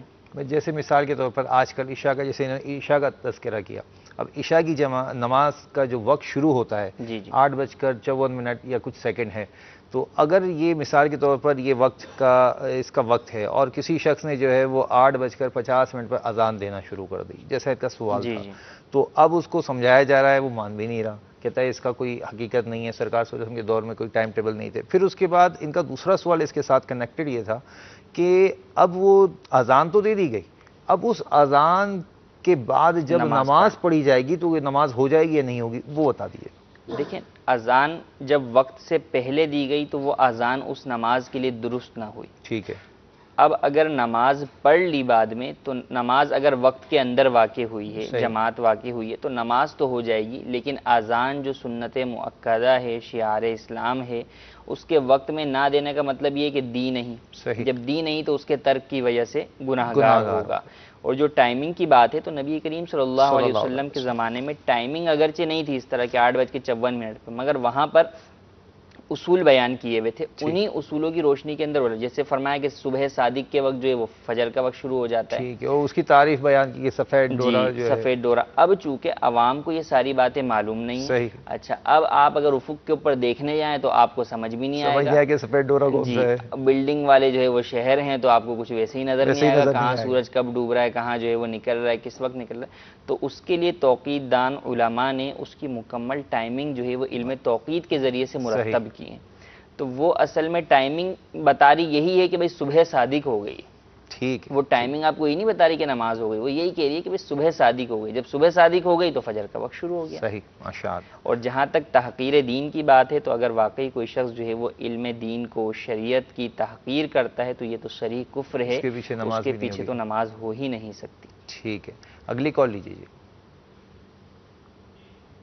السلام علیکم ورحمۃ اللہ وبرکاتہ۔ وعلیکم السلام ورحمۃ اللہ وبرکاتہ۔ میں محمد شکیب الحق اتاری ہند وارسی کابینہ لکھنؤ سے عرض کر رہا ہوں۔ میری ہونے والے بچوں کی امی 7.5 مہینہ پریگننٹ ہیں اور انہیں اس جسٹیشنل شوگر ہے۔ ڈاکٹرز کہتے ہیں کہ فاسٹنگ سے شوگر زیادہ بڑھ جاتا ہے اور بچے کی ڈیتھ بھی ہو سکتی ہے۔ پہلا بچہ 8.5 مہینے میں شوگر کی وجہ سے ہی ڈیتھ ہو گیا تھا۔ کیا ایسی حالت میں انہیں روزہ رکھنا ہوگا یا ان کے لیے روزہ کی قضا کرنی ہوگی؟ برائے کرم اصلاح فرمائیں، جزاک اللہ خیرہ۔ السلام علیکم ورحمۃ اللہ وبرکاتہ۔ وعلیکم السلام ورحمۃ اللہ وبرکاتہ۔ مرحبا، آپ نے ہمیں ہند سے کال کی جی مفتی صاحب۔ بالکل، اگر جو ہے وہ جو انہوں نے کنڈیشن بیان کی ہے اور پہلے ان کا تجربہ بھی اس حوالے سے رہا ہے کہ جو ہے وہ ایک جو ہے وہ بچے کا انتقال بھی ہو گیا، تو اب اگر واقعی اس بات کے اوپر انہیں ڈاکٹرز کی اطمینان ہو رہا ہے، یقین آ رہا ہے، ظن غالب ہو رہا ہے کہ اگر روزہ رکھتے ہیں تو شوگر کم ہوگی اور اس کی وجہ سے بچے کی جان کا خطرہ ہوگا، تو اس صورت میں روزہ چھوڑنے کی اجازت ہے، بعد میں ان روزوں کی قضا رکھنا لازم ہوگی۔ ٹھیک ہے، ٹھیک ہے، اگلی کال لیجیے جی۔ السلام علیکم۔ وعلیکم السلام ورحمۃ اللہ وبرکاتہ۔ صاحب کی بارگاہ میں میرا یہ سوال ہے، جو زکوٰۃ ہے جو ہے وہ اس سال کے بعد زکوٰۃ دیں گے ہم، اگر اس سال پورا ہونے سے پہلے وہ رقم لگ جاتی ہے تو وہ کیا زکوٰۃ ہماری بنے گی؟ مفتی صاحب رحمانوائی فرما دیجیے۔ ان کا سوال کا جو سمجھ میں یہ آتا ہے کہ ابھی جو رقم تھی ان کی اس پر سال نہیں گزرا اور سال سے پہلے ہی وہ رقم استعمال ہو گئی جی، سال سے پہلے ہی رقم خرچ ہو گئی تو اس صورت کے اندر اس کے اوپر تو زکوٰۃ لازم نہیں ہوگی، لیکن یہ جب ہی ہوگا جب کہ خرچ ہو گئی اور نصاب سے کم ہو گئی۔ اگر خرچ کچھ ہوئی ہے لیکن بقیہ باقی ہے اور جو باقی ہے وہ نصاب کی مقدار میں ہے تو اس صورت کے اندر جو بقیہ باقی ہے اس کے اوپر زکوٰۃ لازم ہوگی۔ اور سال میں یہاں پر اس بات کو دھیان سے یاد رکھیں کہ قمری سال اسلامی سال مراد ہے، کیونکہ دونوں سالوں میں 10 دن کا کم و بیش جو ہے وقفہ آ جاتا ہے، تو اگر آپ عیسوی سال کے اعتبار سے جو ہے وہ آخری 10 دنوں میں خرچ کر رہے ہیں یہ سمجھ کے کہ ابھی سال تو پورا ہوا نہیں، حالانکہ زکوٰۃ 10 دن پہلے آپ پر لازم ہو چکی ہے، تو اس چیز کا خیال جیسے مثال کے طور پر کسی کی زکوٰۃ کا جو وقت ہے، یعنی انہوں نے اپنے نصاب چیک کیا تو آج کا دن جیسے 5 رمضان ہے جی، تو 5 رمضان کو انہوں نے چیک کیا کہ بھائی میں صاحب نصاب ہو گیا، اب اگلے رمضان میں 5 رمضان کے یہی وقت اور یہی ٹائمنگ نوٹ کر کے وہ چیک کریں گے کہ آیا میرے پاس کتنا مال ہے۔ مثال کے طور پر اب جیسے ہمارا نصاب 33,600 کے آس پاس چل رہا ہے، اگر کسی نے آج غور کیا کہ میرے پاس 33,600 ہیں، ٹھیک ہے، اب یہ آئندہ مطلب اگلے رمضان میں جب زکوٰۃ نکالنے بیٹھے تو یہ تو 33,60,000 ہو گئے، تو اب کتنی زکوٰۃ دیں گے حضرت؟ 33,60,000 پر ہی زکوٰۃ دیں گے۔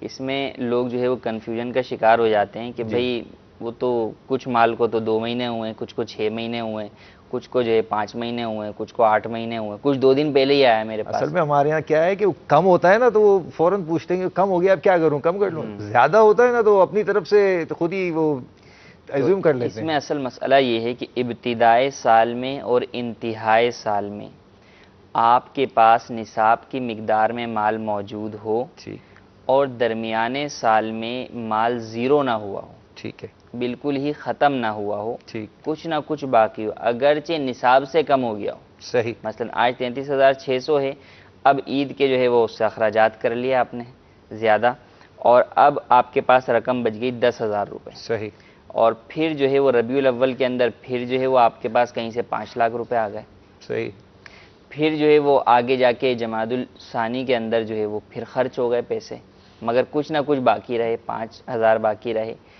پھر جو ہے وہ رمضان سے پہلے دوبارہ جو ہے وہ 10 لاکھ آ گئے۔ تو اب جب رمضان کی 5 تاریخ آئے گی تو اب آپ درمیانی آنے جانے کو چھوڑ دیں، جو مال گیا جو آیا، اب آپ یہ دیکھیں ابھی آپ کے پاس کتنا مال ہے، کرنٹ سچویشن کیا ہے؟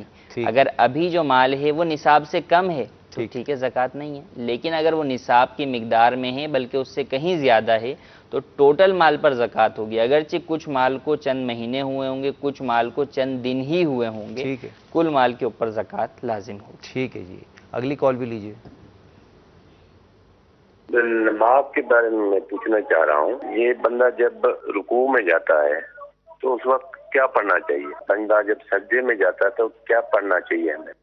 رکوع میں جاتے ہیں اور سجدے میں جاتے ہیں تو کیا پڑھنا چاہیے؟ تسبیحات؟ رکوع اور سجدے میں سجدے کی اور رکوع میں جو ہے وہ رکوع کی تسبیحات پڑھیں، سبحان ربی العظیم پڑھیں، اور سجدے میں سبحان ربی الاعلیٰ پڑھیں۔ البتہ رکوع کے اندر سبحان ربی العظیم کے اندر غا اگر کسی کا درست طریقے سے ادا نہ ہوتا ہو، اس کی جگہ زا نکلتا ہو، تو اس پہ اس بات کی اجازت ہے کہ وہ سبحان ربی الکریم جو ہے وہ پڑھ لیں، وہ اپنے سیکھنے کے ادوار میں۔ ٹھیک ہے، ماشاء اللہ۔ اگلی کال بھی لیجیے جناب۔ صبح سحری کے ٹائم اٹھا تو سحری کا ٹائم ہے نا وہ ختم ہو چکا تھا، تو اس کے بعد میں نے ٹوتھ پیسٹ کی اور تھوڑا سا پانی پی لیا، آیا کہ میرا یہ روزہ ہو چکا ہے کہ روزہ نہیں ہوا؟ ہاں ہاں ہاں، سحری کا ٹائم ختم ہو گیا تھا، فرما بھی رہے اور پانی بھی پی لیا۔ کل 2 دن سے ہم یہی مسئلہ بار بار بیان کر رہے ہیں، اور اسی لیے کہ عموماً یہ غلطیاں لوگ کر بیٹھتے ہیں کہ اٹھ کر پھر پانی پیتے ہیں سحری کو گویا ختم کرنے کے لیے یا روزہ اسٹارٹ کرنے کے لیے، تو ختم سحری کے بعد اگر پانی پی لیا تو اس صورت میں تو روزہ شروع ہی نہیں ہوا۔ آپ پر لازم ہے کہ بقیہ دن تو روزے دار کی طرح ہی گزاریں اور بعد میں اس روزے کی قضا بھی کریں اور اللہ تبارک و تعالی کی بارگاہ میں سچی توبہ بھی کریں۔ صحیح۔ یہاں پر ایک ہیں، فیمیل قبرستان جا سکتی ہیں یا قبرستان کی 4 دیواری کے باہر کھڑی ہو کر فاتحہ پڑھیں؟ عورتوں کو قبرستان جانا منع ہے، گھر سے ہی فاتحہ اور ایصال ثواب جو ہے وہ کریں، یہی ان کے لیے سب سے زیادہ بہتر ہے۔ اچھا، لائف انشورنس کروانا کیسا؟ اس کے حوالے سے انشورنس جو ہے وہ ناجائز اور حرام ہے کہ سود اور جوئے کا مجموعہ ہے۔ سود اس اعتبار سے کہ جو آپ رقم جمع کرواتے ہیں وہ قرض ہوتی ہے اور اس کے اوپر نفع ملتا ہے، تو نفع وہ سود ہے، اور جوا اس اعتبار سے کہ اگر جو ہے وہ آپ پہلے جو ہے وہ اس رقم کو گاڑی وغیرہ کے اندر اگر آپ انشورنس کرواتے ہیں تو اس میں جوا پایا جاتا ہے کہ آپ جو رقم جمع کروا رہے ہیں وہ سال کی لمٹ ہوتی ہے، 6 مہینے کی لمٹ ہے، اس دوران اگر آپ کی گاڑی کو کوئی حادثہ نہ ہوا تو اس صورت میں آپ کی جمع شدہ رقم ضائع ہو جاتی ہے، جوئے میں گویا کہ ہار دی جاتی ہے، تو اس اعتبار سے یہ حرام ہے، اس کی اجازت نہیں ہے۔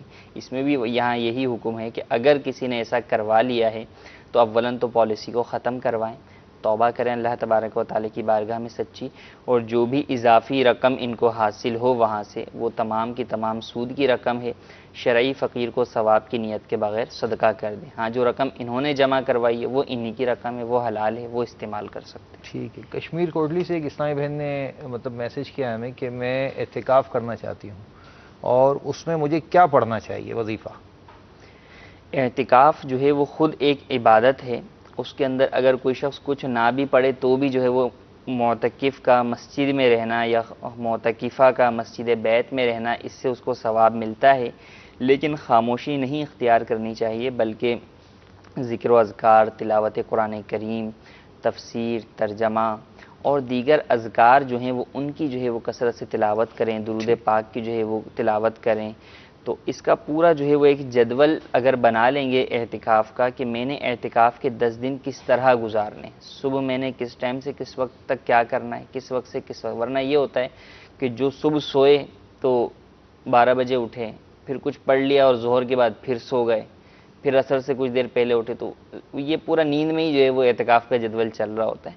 تو ہم اپنے آپ کو تھوڑا سا پابند کریں گے کہ جب ساری دنیا سے کٹ کر بیٹھے ہیں تو اب رب العالمین کے لیے جب ہم بیٹھے ہیں، عبادت کے لیے بیٹھے ہیں، تو اب اس کو اسی میں صرف کریں وقت کو، تو مکمل جدول بنائیں کہ تلاوت قرآن کریم اس وقت کرنی ہے، جو مکروہ وقت آ جائیں ان میں تلاوت قرآن کریم موقوف کر دیں، اس میں جو ہے وہ درود شریف پڑھ لیں، ذکر و اذکار پڑھ لیں، تسبیحات پڑھ لیں، طاق راتیں خاص طور پر جو ہے وہ اہمیت کی حامل ہوتی ہیں، ویسے تو سب مسلمانوں کے لیے ہیں لیکن معتکف چونکہ آیا ہی اسی لیے ہوتا ہے کہ شب قدر پا سکے، تو طاق راتوں کے اندر مکمل رات جو ہے وہ شب بیداری کی جائے اور زیادہ سے زیادہ جو ہے وہ عبادت کی جائے۔ ہاں، جن کے ذمے قضا نمازیں ہیں ان کو چاہیے کہ وہ اپنی قضا نمازیں زیادہ سے زیادہ ادا کریں نوافل کی جگہ پر۔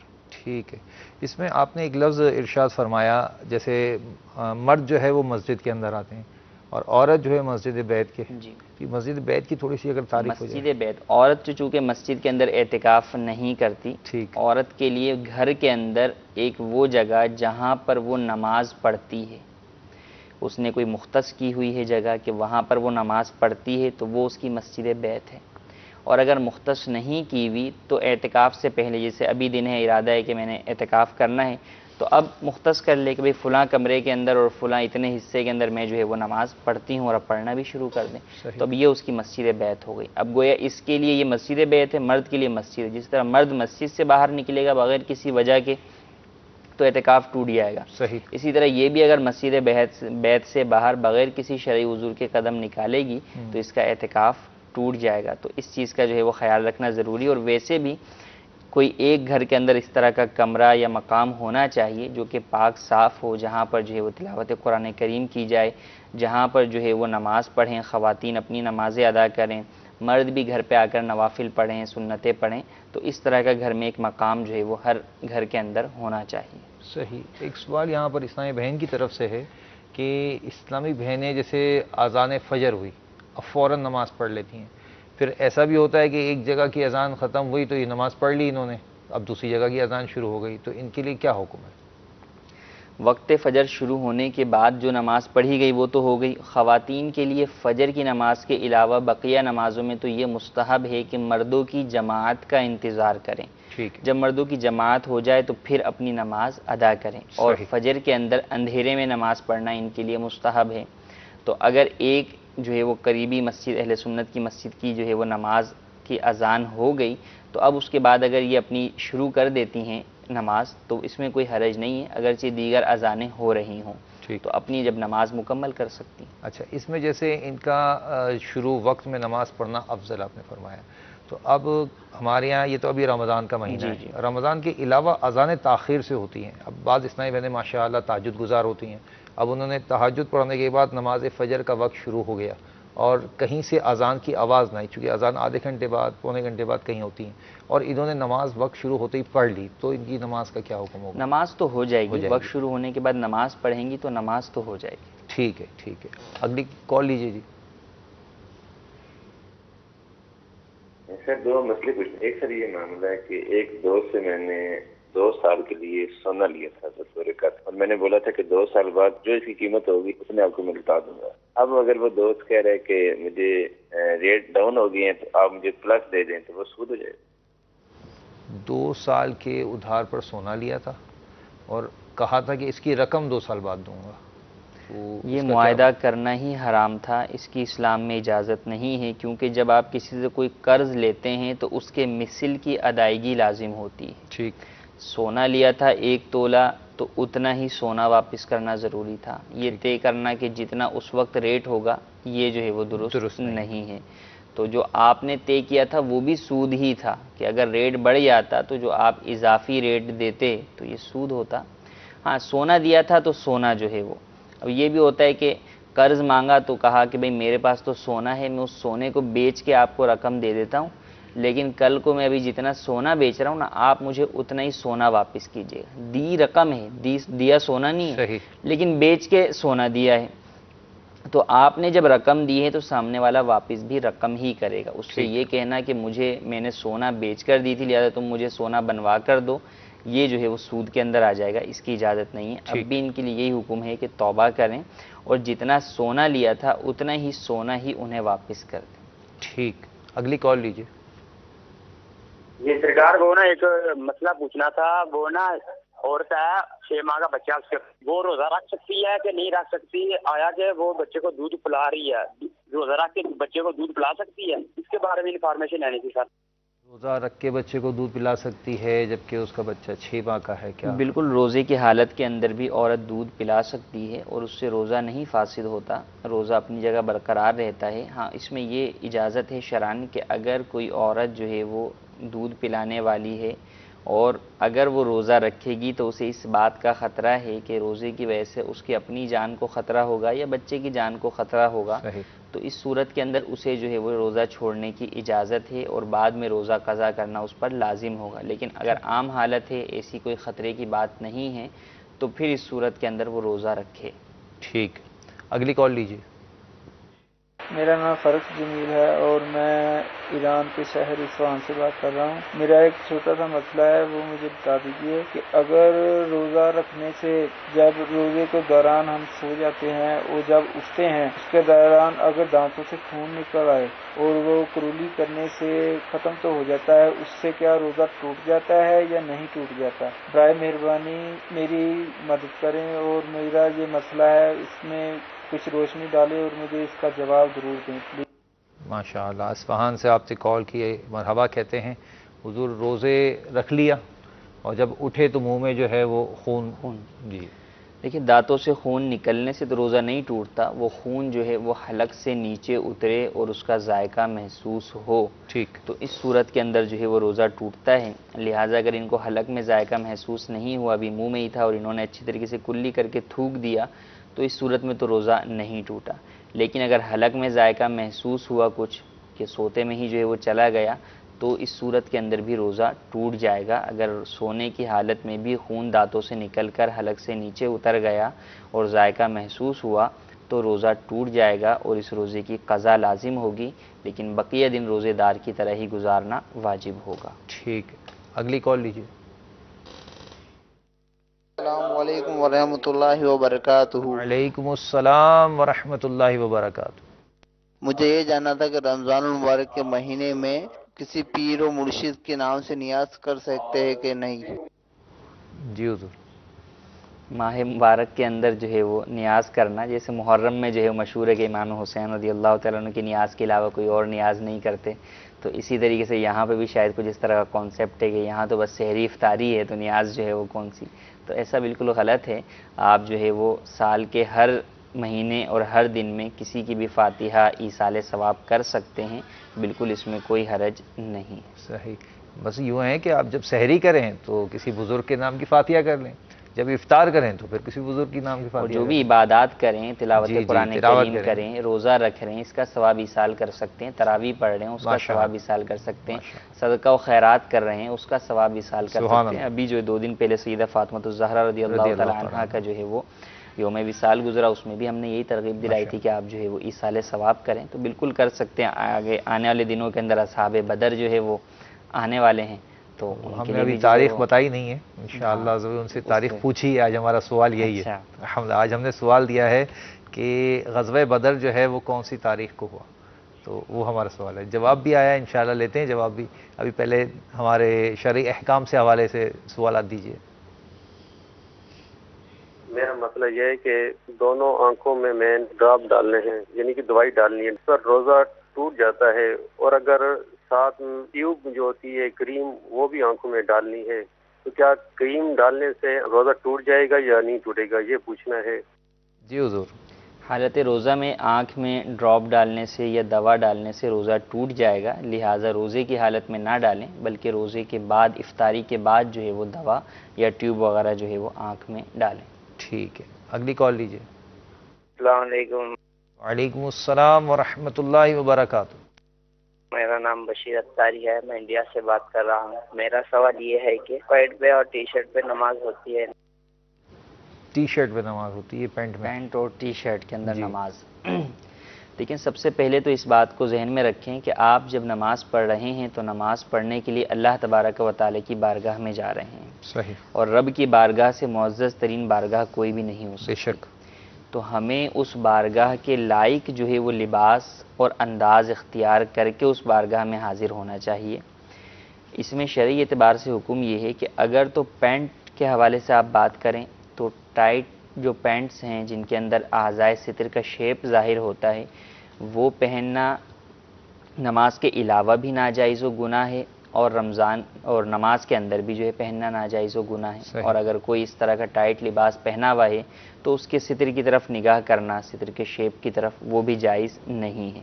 ڈھیلی ڈھالی پینٹ جو ہے وہ استعمال کی ہے تو اس کے اندر اس اعتبار سے تو حرج نہیں ہے، اور ٹی شرٹ کے اندر چونکہ جو ہے وہ آپ کے آستین جو ہے وہ کھلے ہوئے ہوتے ہیں، آپ کے بازو جو ہے وہ کھلے ہوئے ہوتے ہیں، تو اس میں شرعی حکم یہ ہے کہ اگر یہ شخص جو ہے وہ معزز لوگوں کے پاس جاتے ہوئے، دنیا کے اندر جو معزز ہیں ان کے پاس جاتے ہوئے اس طرح کا لباس استعمال نہیں کرتا بلکہ فل سلیو والی شرٹ یوز کرتا ہے، تو اس حالت میں ایسے شخص کا نماز کے لیے ٹی شرٹ کا استعمال کرنا جبکہ دوسری شرٹ موجود ہے یہ مکروہ تنزیہی ہے۔ ایسا کرنے سے نماز تو اگرچہ ہو جائے گی لیکن بچنا بہتر ہے اس چیز سے۔ اور اگر یہ عام حالت کے اندر بھی اسی طرح پہنتا ہے یا جس جگہ یہ جاتا ہے معزز کے ہاں وہاں بھی یہی پہن کر جاتا ہے تو اس صورت میں اس شخص کے حق میں یہ مکروہ تنزیہی بھی نہیں ہوگی۔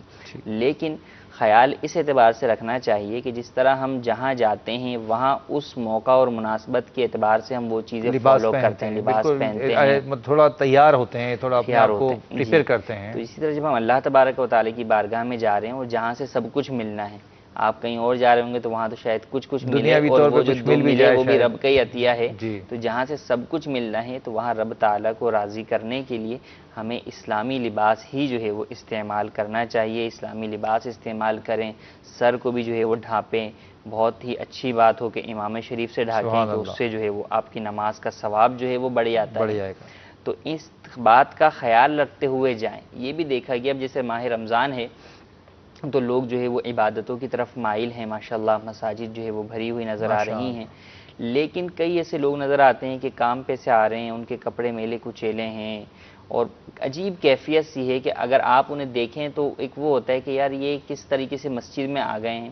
تو اس بات کا خیال رکھنا چاہیے کہ کیا اس لباس کے اندر، گندے لباس کے اندر ہم کسی اور کے پاس جائیں گے، کسی آفیسر کے پاس جائیں گے، کسی وزیر کے پاس جائیں گے؟ تو اللہ تبارک و تعالیٰ جو کہ مالک کائنات ہے، خالق کائنات ہے، اس کی بارگاہ میں ہم اس طریقے سے جا رہے ہیں تو اس چیز سے بالکل جو ہے وہ بچنا چاہیے۔ نماز کے لیے باقاعدہ اہتمام ہو، نماز کو اپنے اوپر بوجھ نہ سمجھیں بلکہ نماز سے محبت کی خاطر اللہ تبارک و تعالیٰ کی عبادت سے اور اللہ تبارک و تعالیٰ سے محبت کرتے ہوئے جب آپ نماز کی طرف جائیں گے، مسجد کی طرف جائیں گے تو پھر آپ کا انداز بھی وہی ہوگا۔ ماشاءاللہ ماشاءاللہ۔ اس میں ایک چیز اور تھوڑی سی توجہ طلب ہے کہ وہ اسلامی بھائی جو ٹی شرٹ پہنتے ہیں اور وہ اتنی چھوٹی لمبائی کی ٹی شرٹ پہنتے ہیں کہ جب وہ رکوع میں یا سجدے میں جاتے ہیں تو ان کے جو اعضاء چھپانے کے ہیں وہ ظاہر ہو جاتے ہیں۔ اب پیچھے جو نماز پڑھا اس کے لیے بڑی عجیب سی کیفیت ہوتی ہے، تو دو چیزوں کا یہاں مجھے بتائیے کہ جو نماز پڑھ رہا ہے اس کے لیے کیا حکم ہوگا اور جو اس کی طرف دیکھ رہا ہے اس کے لیے کیا حکم ہوگا؟ دیکھیں اس میں دونوں چیزیں ہیں۔ ایک تو یہ ہے کہ آپ نے کہا نا کہ ٹی شرٹ چھوٹی ہوتی ہے، اچھا ٹی شرٹ چھوٹی ہوگی تو آپ کی کمر کا حصہ دکھے گا، لیکن حال یہ ہوتا ہے کہ پینٹ بھی جو ہے وہ اس طرح کی ہوتی ہے کہ وہ کمر کے ساتھ ساتھ جو ہے وہ سرین کا بھی کچھ حصہ جو ہے وہ نظر آنا شروع ہو جاتا ہے۔ تو دیکھیں ناف سے لے کے گھٹنوں تک تو مرد کا جو ہے وہ ستر عورت ہے، اگر اس میں سے چوتھائی حصے کی مقدار کھلا رہے گا تو اس صورت میں تو اس کی نماز ہی فاسد ہو جائے گی۔ ٹھیک، تو اس چیز کا جو ہے وہ خیال رکھنا ضروری ہے کہ آپ کا ستر عورت میں سے کوئی بھی حصہ کھلنے نہ پائے۔ ٹھیک، اور اس کے لیے آپ جو ہے وہ پینٹ بھی جو ہے وہ ایک تو ڈھیلی ڈھالی پہنیں کہ، اور دوسرا یہ ہے کہ ٹی شرٹ بھی لمبی ہو کہ پیچھے والے کو بھی پریشانی نہ ہو اور آپ کو بھی جو ہے وہ نماز کے اندر جو ہے آپ کی نماز بھی فساد کی طرف نہ جائے کہ نماز فاسد ہو جائے گی تو پھر جو ہے وہ آپ کا کیا فائدہ۔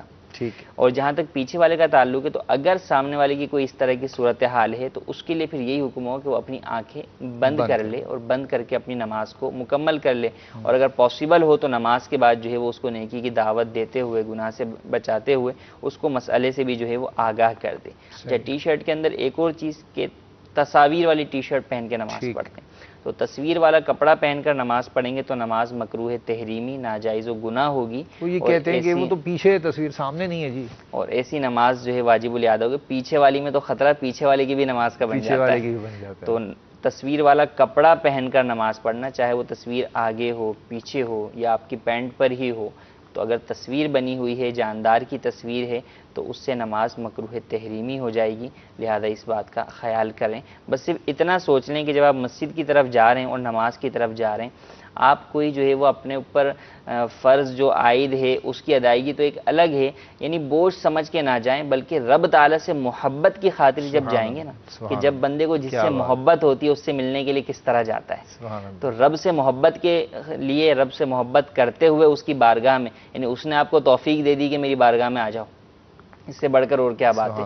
تو اب آپ کے جانے کا انداز ویسا ہی ہونا چاہیے. ماشاء اللہ امیر سنت کو دیکھا ہے بڑا اہتمام فرماتے ہیں، اور خاص طور پہ یہ بھی دیکھا ہے کہ خوشبو جو ہے نا اس کا استعمال فرماتے ہیں کہ یار رب کی بارگاہ میں کھڑا ہونے جا رہا ہوں تو معطر ہو کر جاؤں، خوشبو والا ہو کر جاؤں. یہاں اسنان بھائی پسینے سے تر و تر ہوتے ہیں، جسم سے بدبو آ رہی ہوتی ہے، آ کے یوں ہی کھڑے ہو جاتے ہیں. تو بھائی ایٹیکیٹ سیکھ لیں، اور سیکھنے کی بہترین تربیت کا دعوت اسلامی ہے. الحمدللہ اس ماحول میں آ جائیے. اس ماحول میں جب آئیں گے تو انشاءاللہ عز و جل آہستہ آہستہ اصلاح ہوتی چلی جائے گی، اور یہ ساری باتیں جو ہیں وہ سمجھ میں آنا شروع ہو جائے گی. حضور ایک میسج آیا ہے کہ اب رات کو سوئے، جیسے ابھی سحری کے بعد اکثریت سوتی ہے، اب سوئے روزہ رکھ کر اور احتلام ہو گیا، اب کیا حکم ہے؟ احتلام سے روزہ نہیں ٹوٹتا. نبی کریم صلی اللہ علیہ وسلم نے فرمایا، مفہوم ہے جس کا کہ احتلام سے اور خود بخود جو الٹی ہو جائے اس سے روزہ نہیں ٹوٹتا. تو احتلام اگر خود بخود ہو جائے تو روزہ نہیں ٹوٹتا. اور اس کے بعد جو غسل کا طریقہ ہم بیان کرتے آئے ہیں کہ صرف آپ نے اس چیز کا خیال کرنا ہے کہ جو ایک عام غسل فرض اتارنے کا طریقہ ہے، یہاں بھی وہی طریقہ ہے. دو چیزوں سے احتیاط کرنی، غرغرہ نہیں کرنا، اور دوسرا ناک میں پانی چڑھاتے ہوئے اتنا مبالغہ نہیں کرنا کہ پانی جو ہے وہ دماغ کی طرف چڑھ جائے. باقی سیم پورا غسل اسی طریقے سے ہوگا. کلی اچھے طریقے سے کریں، ناک میں پانی نرم ہڈی تک پہنچائیں، اور یہ دونوں افعال کرنے کے بعد بقیہ غسل کر لیں. تو اب یہ غسل ایسا نہیں ہے کہ آپ کا ناقص غسل ہے، کیونکہ لوگ بعض یہ سمجھتے ہیں کہ غرغرہ نہیں کیا یا ناک میں زیادہ پانی نہیں چڑھایا تو ناقص غسل ہو گیا، اب جو ہے وہ مسجد میں نہیں جا سکتے. یہ کل ہی کے جو ہے وہ چند سوالات بھی تھے. تو ایسا نہیں ہے، آپ جو ہے وہ مسجد میں بھی جا سکتے ہیں، جب غسل کر لیں گے نماز بھی پڑھ سکتے ہیں، تلاوت قرآن کریم اور روزے پہ بھی کوئی فرق نہیں آئے گا، اور روزے پر بھی کوئی فرق نہیں آئے گا. ٹھیک ہے جی حضور، کال لیجئے کچھ. السلام علیکم ورحمۃ اللہ وبرکاتہ. وعلیکم السلام ورحمۃ اللہ وبرکاتہ. انعام الرحمن اتاری کیلیفورنیا کی سٹی سیکرامنٹو سے بات کر رہا ہوں. ماشاء اللہ فیضان رمضان بہت ہی خوبصورت پروگرام ہے، اور اس سے معلومات میں بھی بہت ہی زیادہ اضافہ ہوتا ہے. میرا مفتی صاحب سے سوال یہ ہے کہ اگر دوران تراویح قضاء حاجت کے لیے جانا پڑ جائے اور اسی دوران آپ کی 2 رکعت تراویح چھوٹ جائے تو کیا اس کا لوٹانا واجب ہے؟ برائے خاک مدینہ اس سوال کا جواب عنایت فرمائیے. السلام علیکم ورحمۃ اللہ وبرکاتہ. وعلیکم السلام ورحمۃ اللہ وبرکاتہ. انعام بھائی آپ کو مرحبا، کیلیفورنیا سے آپ نے ہمارے سلسلے میں کال کی. جی حضور، انعام بھائی کا جواب. رکعت اگر آپ کی رہ گئیں کچھ قضاء حاجت کے لیے جانے کی وجہ سے یا اور کسی وجہ سے، تو ان رکعات کو آپ واپس آ کے تو امام کے ساتھ شامل ہو جائیں، اور یہ رہ جانے والی رکعات امام کی تراویح جب مکمل ختم ہو جائے تو اس کے بعد آپ اپنی پہلی یہ رہ جانے والی رکعات پڑھیں، اور اس کے بعد جو ہے وتر میں شامل ہو جائیں. ٹھیک. جی حضور، اگلی کال لیجیے. السلام علیکم ورحمۃ اللہ وبرکاتہ. وعلیکم السلام ورحمۃ اللہ وبرکاتہ. میں فیض اللہ بات کر رہا ہوں دبئی سے. مجھے میرا ایک سوال ہے کہ جو ٹائم سے ہم مسجد میں جاتے ہیں تو اکثر لوگ ہم دیکھتے ہیں کہ یہ جو ہے نا تراویح آدھی ہو جاتی ہے، پھر لوگ آتے ہیں، کوئی تراویح ہو بھی جاتی ہے، وتر باقی ہوتے ہیں آ جاتے ہیں. کیا ان لوگوں کی نماز بھی ہوتی ہے یا نہیں ہوتی ہے؟ علیکم ورحمۃ اللہ وبرکاتہ. وعلیکم السلام ورحمۃ اللہ وبرکاتہ. تراویح کی نماز جاری ہے، لوگ بیچ میں شامل ہوتے ہیں، کچھ آخر میں آتے ہیں، کیا؟ دیکھیں تراویح پڑھنا تو جو ہے وہ مکمل 20 رکعت ہر شخص کے اوپر ہی لازم ہے کہ سنت موقدہ ہے. اب اگر کسی کو امام کے ساتھ 2 رکعت ہی کیوں نہ ملی، بقیہ 18 رکعتیں اس پر پڑھنا لازم ہی رہے گا. وہ اپنی پڑھیں گے. تو اول تو یہ ہے کہ نماز کا اہتمام کرتے ہوئے کام کاج چھوڑ کر وقت کے اوپر جو ہے وہ حاضر ہو کر نماز پڑھیں، باجماعت نماز بھی پڑھیں، تراویح بھی ادا کریں. لیکن اگر جو ہے وہ کسی کی چھوٹ جاتی ہے، رہ جاتی ہے، تو وہ اپنے طور پر اس نماز کی ادائیگی مکمل کریں. ٹھیک. آج کا ہمارا سوال تھا کہ غزوہ بدر یہ کون سی تاریخ کو؟ اور کافی سارے جوابات بھی آئے ہیں. ایک جواب اگر کال ہے مجھے بتایا جا رہا ہے تو وہ بھی سنا دیجئے ہم کو کہ کیا جواب دیا ہے ناظرین نے ہمیں. غزوہ بدر 17 رمضان المبارک کو ہوا. نور محمد اتاری سلیم پور سے عرض کر رہا ہوں. ماشاءاللہ نور بھائی آپ کا جواب درست ہے. ماشاءاللہ آپ نے درست جواب دیا. اور جتنے ہمارے یہاں کچھ میسیجز بھی آئے ہیں ہمیں، اور ان میں بھی ایک تعداد ہے جنہوں نے یہ درست جواب دیا کہ 17 رمضان المبارک یہ غزوہ بدر ہوا تھا، ایک بہت زبردست مسلمانوں کو فتح حاصل ہوئی تھی، اور الحمدللہ عز و جل تمام اسلامی بھائی کوشش کریں اپنی تاریخی جو واقعات ہیں ان کو یاد رکھیں، اور ہمارا یہاں سلسلے میں یہ ذہن ہوتا ہے کہ اسی طرح کے تاریخی سوالات کیے جائیں تاکہ ہمارے ناظرین کے اندر اویئرنیس بڑھے کہ کس طرح کون سے واقعات کون سی تاریخوں میں ہوئے. ماشاء اللہ، اللہ تعالیٰ آپ سب کو برکت عطا فرمائے. اسلامی تاریخ کے مطالعے کا اگر ہم ذہن بنائیں نا، شرعی احکام پوچھتے رہتے ہیں، سنتے رہتے ہیں، لیکن تاریخ کے حوالے سے ایسا کوئی سلسلے بھی عموماً نہیں ہوتے. اور تاریخ چونکہ ایک طویل چیپٹر ہوتا ہے، صحیح، لیکن تاریخ پڑھنے سے بہت ساری چیزیں کی معلومات ہوتی ہیں. آپ کو اسلامی پورا بیک گراؤنڈ جو ہے وہ پتہ چلتا ہے، کس کس طریقے سے جو ہے وہ غزوات ہوئے. آپ علیہ الصلاۃ والسلام کی سیرت کو اگر پڑھیں اور اس زمانے کی تاریخ کو پڑھیں تو آپ علیہ الصلاۃ والسلام کا ہر لمحے پر کیے جانے والا حکم، فیصلہ، وہ ساری صورتیں جو ہے وہ سامنے آتی ہیں، اور اس سے انسان کے اپنے جو ہے وہ جوش اور جذبات جو کہ ٹھنڈے پڑے ہوئے ہوتے ہیں، ایک تاریخ پڑھنے سے جو ہے وہ تھوڑے سے بیدار ہو جاتے ہیں کہ یار ہمارے جو ہے وہ بزرگان دین جو ہے وہ یہ تھے اور ہم یہ ہیں.